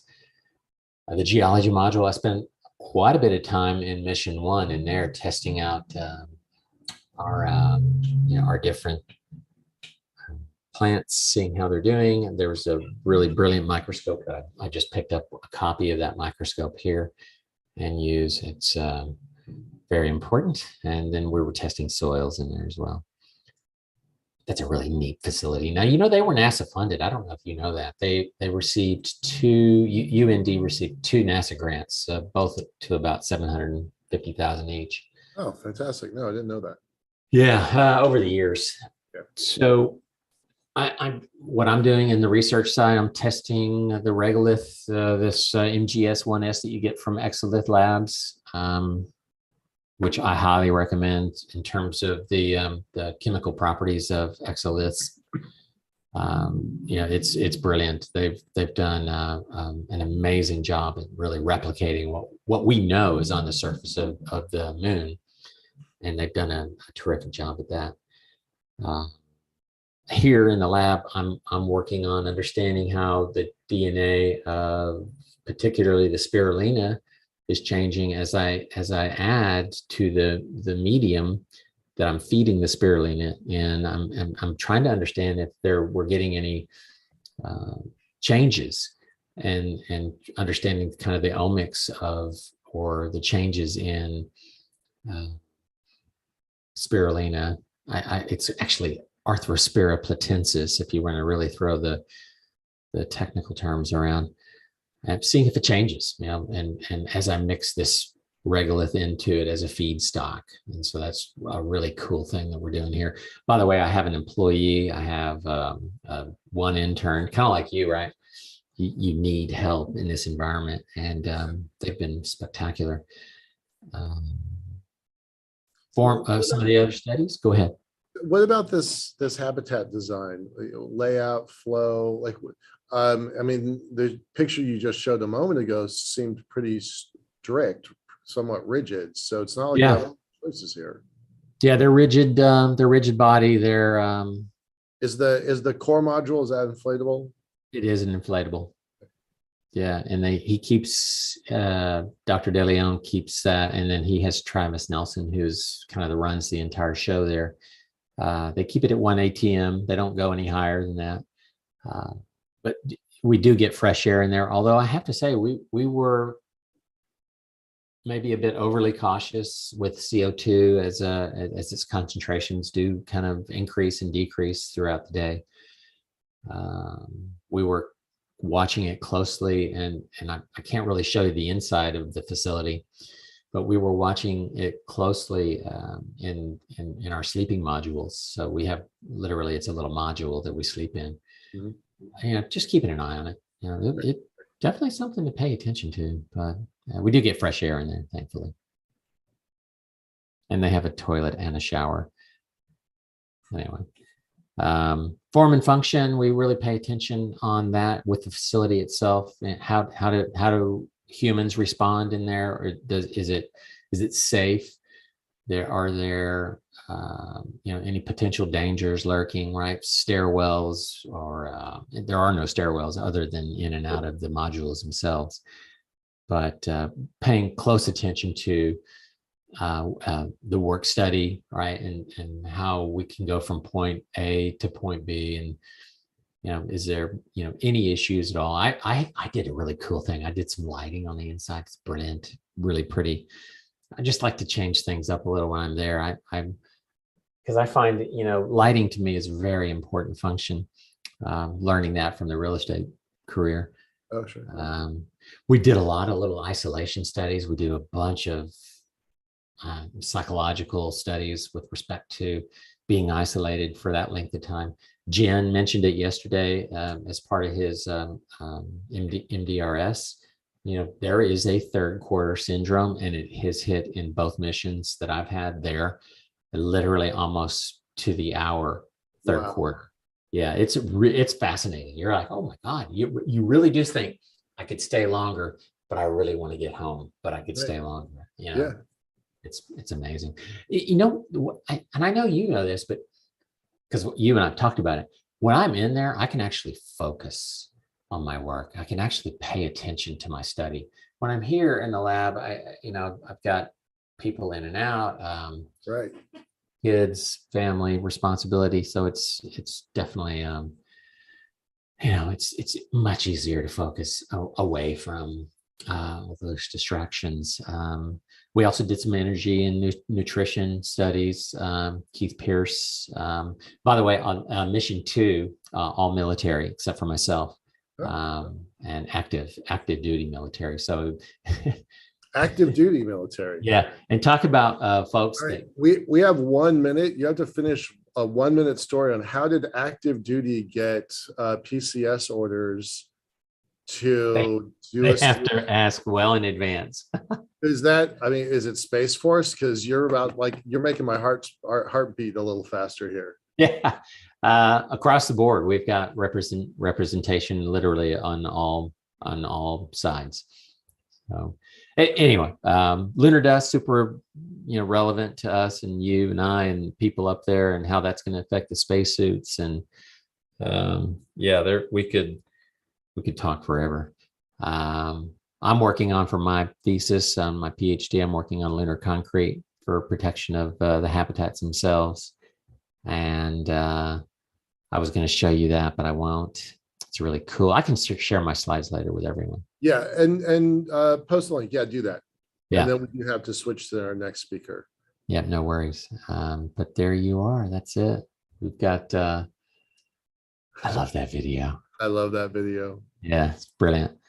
All right. There's so much that could have gone wrong there. I mean, there's so much. It's like, I don't use the word miracle very often, especially around sciencey stuff, but it's a miracle we didn't kill anybody. Nobody died. Yeah, it's a miracle. Yeah.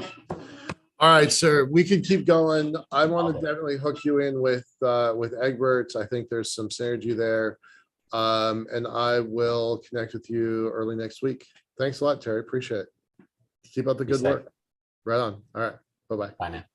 And Sarah, she's posting that no, we were students. So I'm assuming she's saying that she is a military officer, that they took leave, not acting in their official capacity. Super important to hear that. Still want to hear your story. Definitely going to follow up with you, Sarah. Thank you. Please send me a message. That is awesome. I was curious about that. Cool.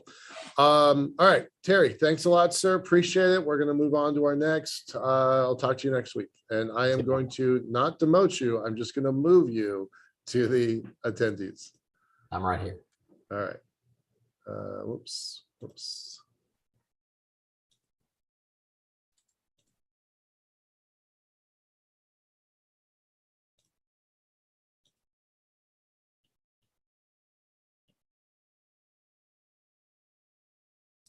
Where is, just a minute, let me get my schedule up here.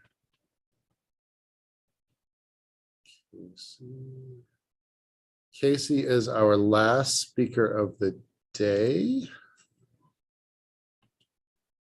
And I do not see her in the program.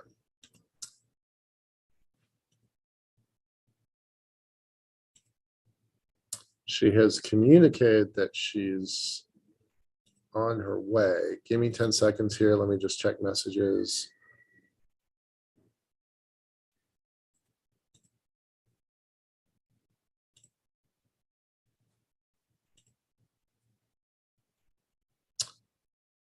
Okay, 45 minutes ago, she said she was going to be here, but she is not in the call. So I'm going to take a few minutes, tap dance for a moment, see if we can get her. Send a message to, thank you. I'm just scanning the people here. Okay, so I'm going to spend a few minutes and kind of showcase what's coming up. Terry, if we need to, I'll bring you back in, but I'm gonna hold off for just a second. So we've been doing this, I said earlier today, this is either our 24th or 25th event. We have two more coming up immediately. One is working with the Moon Society on their Lunar Development Conference, and the other is a cryptocurrency community focused on Mars called Mars Coin. Both fascinating organizations. We really want to help them out as best we can. So those are coming up, and I see Casey's here, so I'll promote you just right now.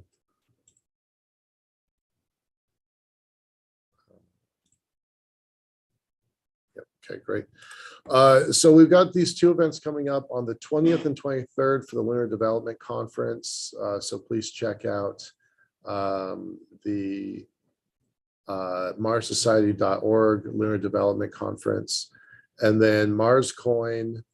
I think Mars Coin is fascinating. And full disclosure, I have like $400 worth of Mars Coin. So I don't have a lot, so I'm not like going crazy with that. But full disclosure, I do think it's a neat tool. They are planning for the future of Mars that has 1 million people. And I think that is brilliant and optimistic and beautiful all at the same time. It might be a little premature, but it might not be. So what I did of my own due diligence was I did figure out that through them, I learned that Mars coin is the only coin that's backed by physics. And I think that is a fascinating, interesting idea. So if you believe that Mars will eventually have 1 million people or more, that they will eventually have an economy, you might want to take a look at the expo that we're hosting at the end of the month in July. So check back on our website, betterfutures.space, for more information about these two upcoming events. And then we have a third event at the end of August, which is called Dare Greatly. And that one is on the finance, operations, money, and capitalization of space. So here we got nearly $250 billion have moved into this industry over the last 15 years. Most of it has happened in the last 5. It's a global phenomenon. This is a new economy that's never really been tracked before. Some estimates put it at about $450 billion per year in revenue. That's bigger than most nations of the world.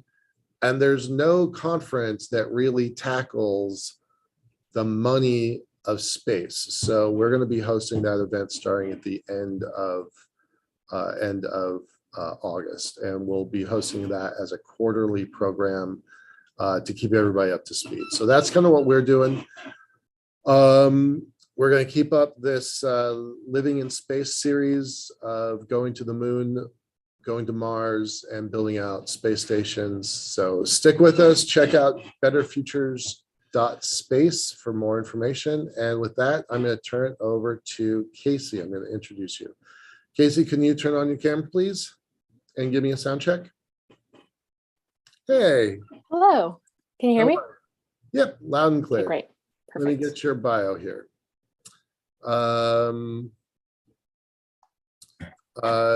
She's with Purdue Mars and the Mars Society.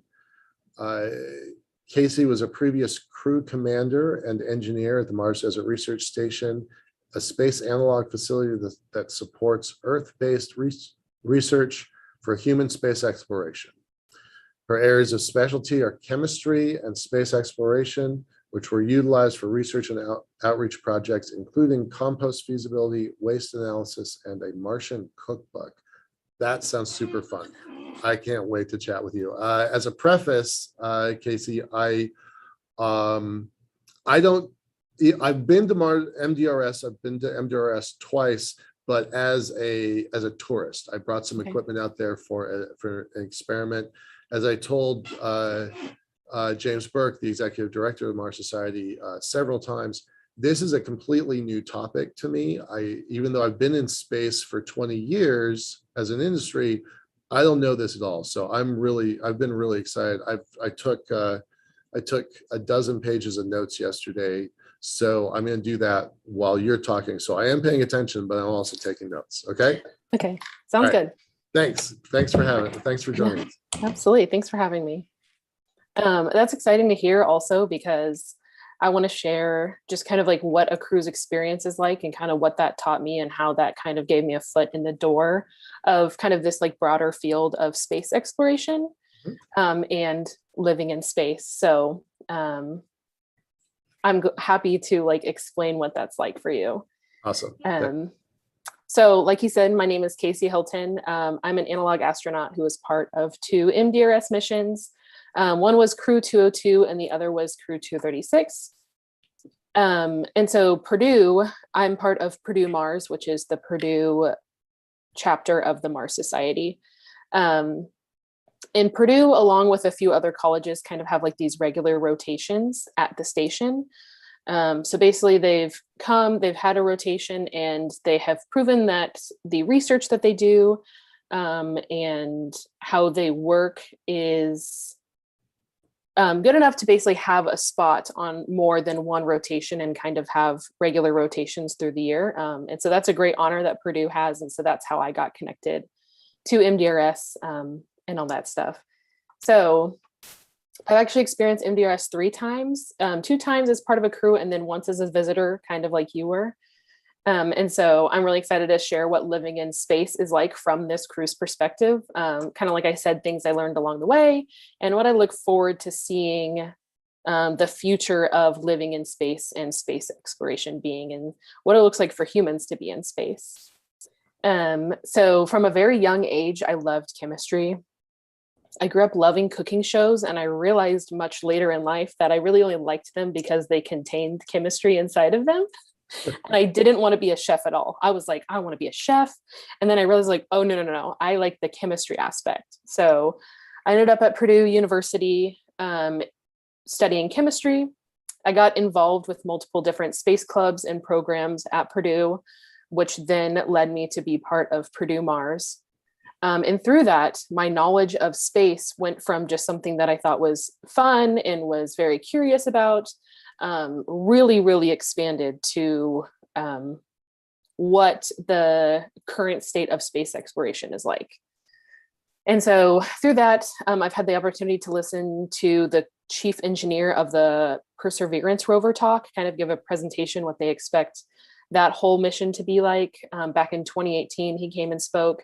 I've gotten to listen to a spacesuit engineer present what the future of spacesuits looks like, especially being on Mars. Network with some of the most amazing people, including people, here, the Mars Society, throughout Purdue, and then go to the Mars Desert Research Station. So basically in 2018, I filled out an application form to go to MDRS and was emailed by the commander of Crew 202 and asked if I'd be crew engineer. And so this was the second rotation. There was one the year before, and this kind of helped solidify Purdue's place in the rotations at MDRS.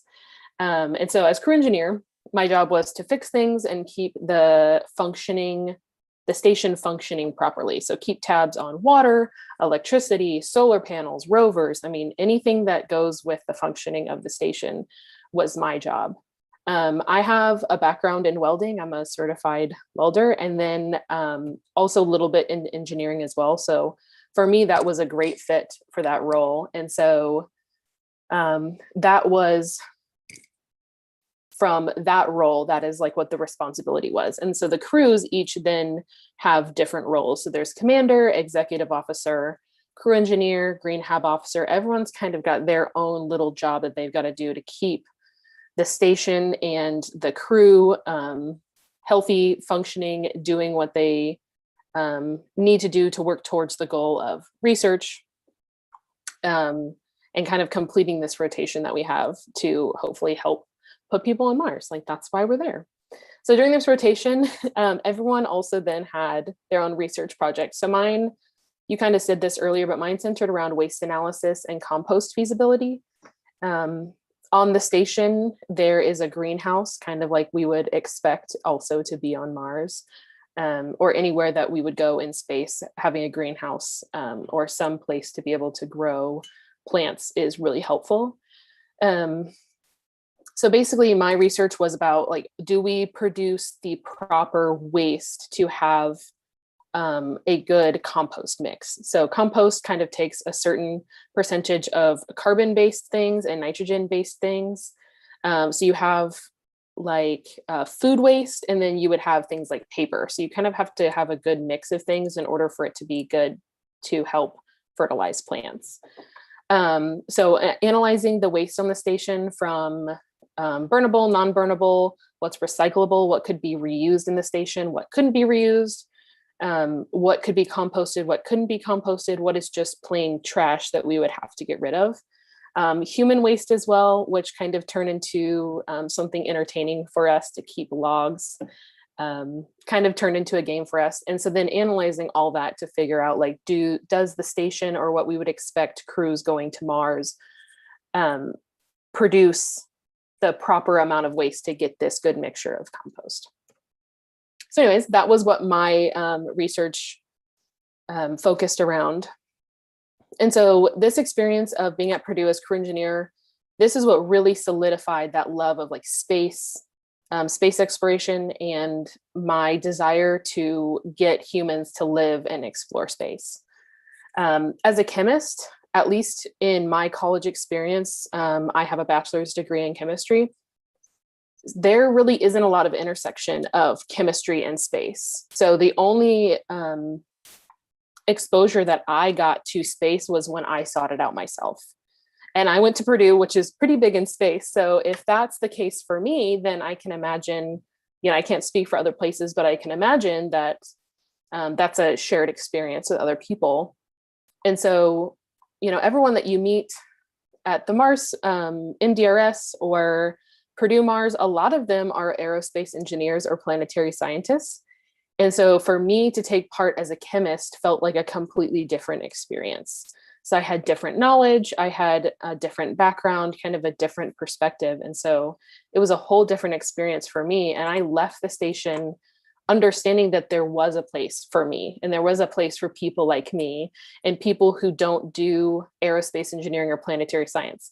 Nothing wrong with them, but I understood, like, oh, wow, there's this whole other side to space exploration that is open to people who are chemists, who are botanists, who are biologists, who are writers and artists. I mean, there's a bunch of different roles there. And so it really opened my eyes to seeing that, like living in space and getting people to space is not just the role of aerospace engineers and planetary scientists. It kind of takes everyone.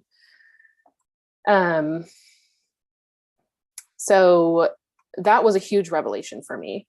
At the beginning of 2020, I visited MDRS again as a visitor, kind of like you did, but I got to see the next Purdue rotation. So the one after me was there. And so I was kind of able to see from a mission control perspective, an outsider's perspective, but looking in, what does the functioning of an analog site like MDRS take? And what does it look like? And how, what does the staff and the employees do to make it function, and all that stuff that goes into it? And so that was just really interesting to see kind of both sides of the coins, like what research is being done in there as if we're on Mars, and then what kind of research and what roles it takes to then make these things function, and kind of like the two sides of the coins of getting people to live in space. So that was really helpful.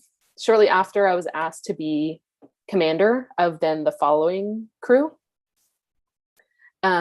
which was one of the greatest honors I've ever had. I mean, this felt like a huge step in like the path of growth for not only Purdue crews, MDRS, but just kind of space exploration in general, however small that kind of might have been. But for me, it felt huge because now someone who was like me, who I felt, who's not maybe like has a conventional background within these crews or within the field of space, I was now given this opportunity to be commander, which was huge.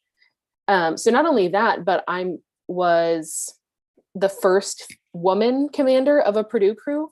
And then I also was the youngest by a significant amount of years. And so it was just a huge honor to be able to do that. And also, like, what does my background, how does that change how we do research, and how does that change the kind of like experience or things that we do to put people on Mars? Like, what new perspective does that bring? And so having that opportunity, I also wanted to give it to other people who were like myself. I wanted to be able to give people who maybe felt like they didn't have an intersection of whatever they loved in space. I wanted to give them a foot in the door to be able to explore this and solidify their passion and their love for space exploration, which then helps everybody get there. And so I wanted to give people of different educational, cultural, racial, and gender backgrounds a place in space as well, like I was given. And I kind of said this earlier, but a feat like getting to Mars or just space in general, getting to the moon, to Mars and beyond, and living there is done with everyone. And so it really felt important to include as diverse of a crew as possible in as many ways as possible. So the 2020 and the 2021 field season that we were supposed to be a part of got delayed due to COVID, which is not, it happened a lot. Everything and so, else, yep. Right, it was the necessary steps we had to take. And so that also brought changes to my crew. I had picked a crew who I felt like really represented the diversity that I wanted in a bunch of different ways that I wanted. But unfortunately, with the crew being a lot of college students or recent graduates, they just were not able to meet either the financial responsibilities or the time it would take to be a crew member. And so that meant I had to really quickly shuffle and reassemble, pull alternates. If those alternates no longer worked, I then had to interview new people. It was this really big shuffle of trying to make this crew work and be able to go and have a productive experience, to do really good research and to be a part of this station again. Let me interrupt with a question. Was this a 2-week mission, a 3-week mission? It was 2, yeah. 2 weeks. A Okay. 2-week. Yeah. You got to have people that you can spend 2 weeks with. Yes. And especially people who it's like, okay, I trust that you're going to do your job. I trust you've got good research, people that you can really rely on. But it's kind of funny because isn't that just how it is in real life with space exploration and going to space? So even looking at Apollo 13 and how Jack Swigert is put in as a replacement at the very last minute, that's just how it has to go sometimes, especially within this field. And so it was really encouraging to me and the remaining crew members and even the new ones of like, okay, well, if we were astronauts and we were going to Mars, like, how do we do this well? How would we do this in real life and work as real astronauts in this way of being able to make things work, being able to shuffle things around last minute, kind of do things on the fly, and that are necessary and do them well. And so this is kind of something that Crew 236, this crew that I was the commander of, what we like to call Martian boys making do. Boys in this case mean men, women, any person. But we were constantly throwing that phrase around because while you're there, there's a communication lag, things break, you're kind of on your own, even in terms of what are we going to make, what are we going to do, how are we going to make things work, anything new that was thrown our way. We would always use the phrase Martian boys make do, because that's what it's like living in space.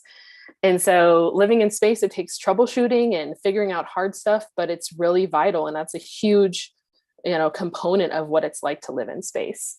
And so although I felt like we did lose some diversity on that crew in some ways, I really felt like we gained it in others. And so Martian boys make do, That's what you got. That's what you got to do. And it was great. So in December of 2021, the crew finally made it to MDRS after about 2 years of putting it together, having it delayed, and then doing another one. We finally made it there. It was amazing. And this experience was completely different than the first one that I had as crew engineer. So, this was my crew. I put them together. I was responsible for what they did. I was the one that had to answer to mission control if something went wrong. I was the one that had to answer to the employees of the Mars Society. It was completely different for me. And so I had to give over my responsibilities and tasks to other people and be able to trust them to do their jobs correctly. The jobs that, I interviewed them for, that they have the background for, I had to give up control and let the people who were kind of like specialists, if you want to call them that, do their thing. Yep. And so that was definitely a harder lesson to learn, is to give up that control and let people who are better at these things do their thing. But that's a lesson we all need, by the way. Yeah. And that's so important, especially I've said this a million times, but living in space, putting people in space, whether it's the moon, Mars, beyond, putting rovers or telescopes in space, like that's what it takes is, okay, like I have to give up my own control to people who know what they're doing. So although that was a difficult lesson, it was super important, and it was really helpful. And so it was my responsibility to then keep my crew accountable within their own jobs. So there's updating them on the status of certain tasks, or giving them timelines, or even having to have one-on-one talks with crew members to solve problems. It was important to keep everyone working together and working towards the common goal of living in space and completing research projects. Another difficult thing I had to learn was how to confront crew members when expectations weren't met. And so it was things kind of like, how do we approach a problem with the goal of resolution instead of fighting? How do we approach the problem from the perspective of us versus the problem versus us versus each other? How do I stand up for what is right and what our goal is, but not people please?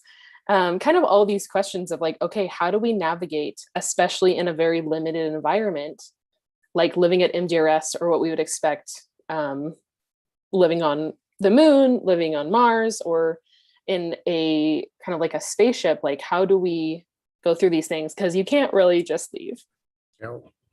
And so this is something that I had to do a few times. And that lesson that I had to learn, I was really proud of. Having issues being resolved and new perspectives being brought in, and having the crew continue to work together as a well-functioning team. I'm proud of myself for doing that, but also for other crew members having the ability to, like I said, have that perspective of the crew versus the problem versus fighting with each other. And so that was another lesson that was hard to learn, but so important within the context of living with each other for 2 weeks in sim. So my focus within this crew was more outreach projects, whereas before it was waste analysis and compost feasibility. I took the role of more outreach, as well as overseeing the other research projects done by the crew members. So we did a Q&A with a local 3rd grade class to educate children about space and what living in space looks like. Some of their questions were just the best. Like, can you deliver pizza? Can you make sand castles? So those are kind of the more silly, funny ones, but some of them had really good questions of, you know, how much air is in your helmet? How can you go outside? What is the air like? What is gravity like? How do you use the restroom? How do these things work? Can you go to the grocery store? Which then lead to really good conversations about the difference of life in space versus on Earth. Especially, we were in Mars, so our answers were more Mars-based, but some of them had to do with the moon or space in general. So educating them about those things was awesome. They had great questions for 3rd graders. Like, I don't think I could have come up with some of those. I love working with. There's a 6th grade class that I talk to pretty often. It's so much fun. Yeah. Some of them are so intelligent. Like, they would be like, oh, well, what about this constellation and this rover? And I was like, I only knew about that the last few years, and you're like 6 or 7 and you know all of these things. Yeah. It's amazing. It's remarkable. Yeah. So that was a really fun one. The other outreach project was a Martian cookbook, kind of like you had talked about. And so while you're at MDRS or on Mars or on the moon, I guess anywhere in space, you have very limited resources. So things like you can't go to the grocery store, you can't order food, you have to eat and make what you have at the station. And so using what was available to us at MDRS, I wanted to create a cookbook so that crews coming to the Red Planet or coming to MDRS could have their own little taste of Earth, kind of their own little taste of home. And so this cookbook had a bunch of different recipes from different countries, different cultures, with the goal of people coming to MDRS and being able to find something that is similar to their home. So people come from all over the world to MDRS or any other analog site, and being in the United States, you know, food is available that is common in the United States. in other food that is common in other places might not be available there. So I really wanted to be able to make a cookbook that used what we had and kind of give everyone their own little flavor or little piece of home, regardless of where you came from or where you ended up, whether it was at MDRS or FMARS or any other analog site. Like, that's what I really wanted to do. And so we did that. We had a few different crew members from different places. One is from Russia and has a Jewish background, and then another one is from India. One is Italian. And so kind of using some of their perspectives and then also bringing in other ones that we had brainstormed beforehand. We put this cookbook together, and it's in its final edit right now. Hopefully will be available really soon. I think the edits will be done within hopefully the next week or two. Just kind of like cleaning it up a little bit, making sure it's easy to read.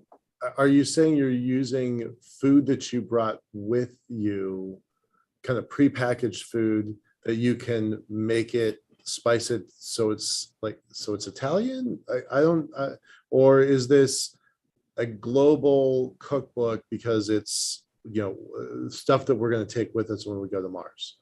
So the cookbook is based around the supplies that you were given while you're at MDRS. Okay. So when you get there, every crew has just a stock of food that is already there.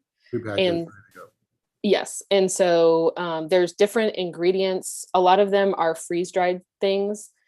And so they're not like MREs. They're actually like food, shelf-stable food and ingredients. So you cook together like in a normal kitchen.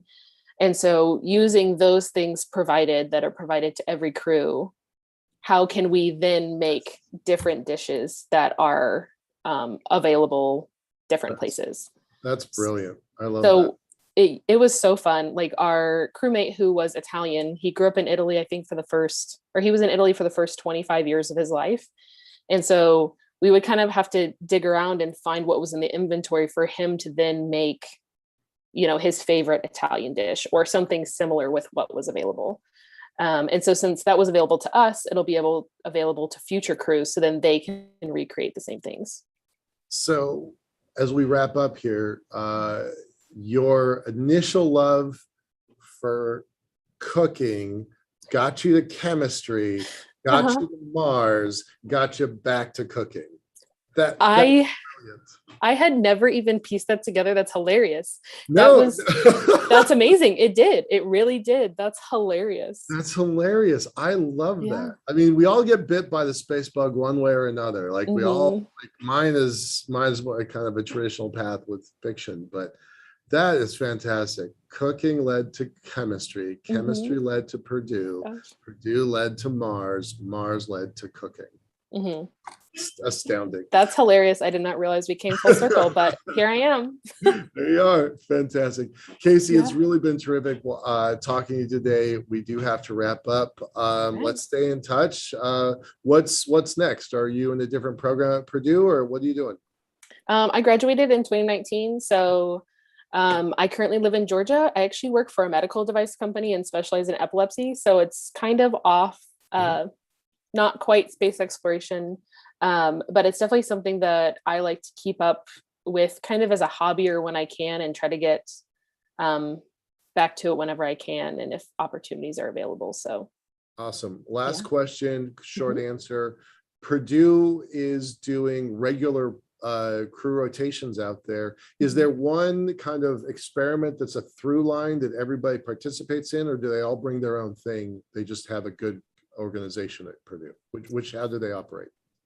Normally everybody kind of has their own individual ones. Some crew members have been there multiple years. So there has been one running every year that Purdue has been there, but that was because that person was there and other people helped take part. But everyone brings their own individual ones. That's awesome. All right. Thanks a lot, Casey. Appreciate it. Yeah, thanks so much. Thank you. All right, everybody, we're going to close down for the weekend. I hope everybody enjoyed this. This was certainly a lot of fun for us.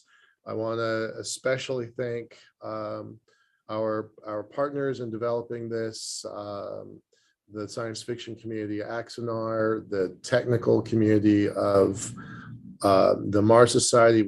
We absolutely could not have done this without the Mars Society for this event. So super thanks to Dr. Rupert, Dr. Zubrin, and of course to James Burke. All of their people that they corralled to bring to this event. Casey, Mark, Jen, Anastasia, and of course to our own team. It was really great having Laura Forsick to come in and give us some analysis and evaluation. And last but maybe most important, I really love the people who came here and joined as participants and attendees and watching us on the various YouTube channels. And my heartfelt thanks to my team, Gion and Youngin, who are leaving back. Their State Department program is ending in the next couple of weeks, so they won't be on the program again. So thanks for them, and to Fabio and Yusuf to run my technical side, and to my three newest people on my team, David, Leah, and Joey. It's really going to be great having you join the program. So thanks a lot, y'all. Appreciate it, and see you next month. Or no, please come to our event in July 20th and 23rd with the Moon Society, our event on the 30th with Mars Coin, and our event next month with the Space Finance and Investment Program. All right, you can find all that information at betterfutures.space. And with that, I'm out. Thanks a lot, y'all. Bye-bye.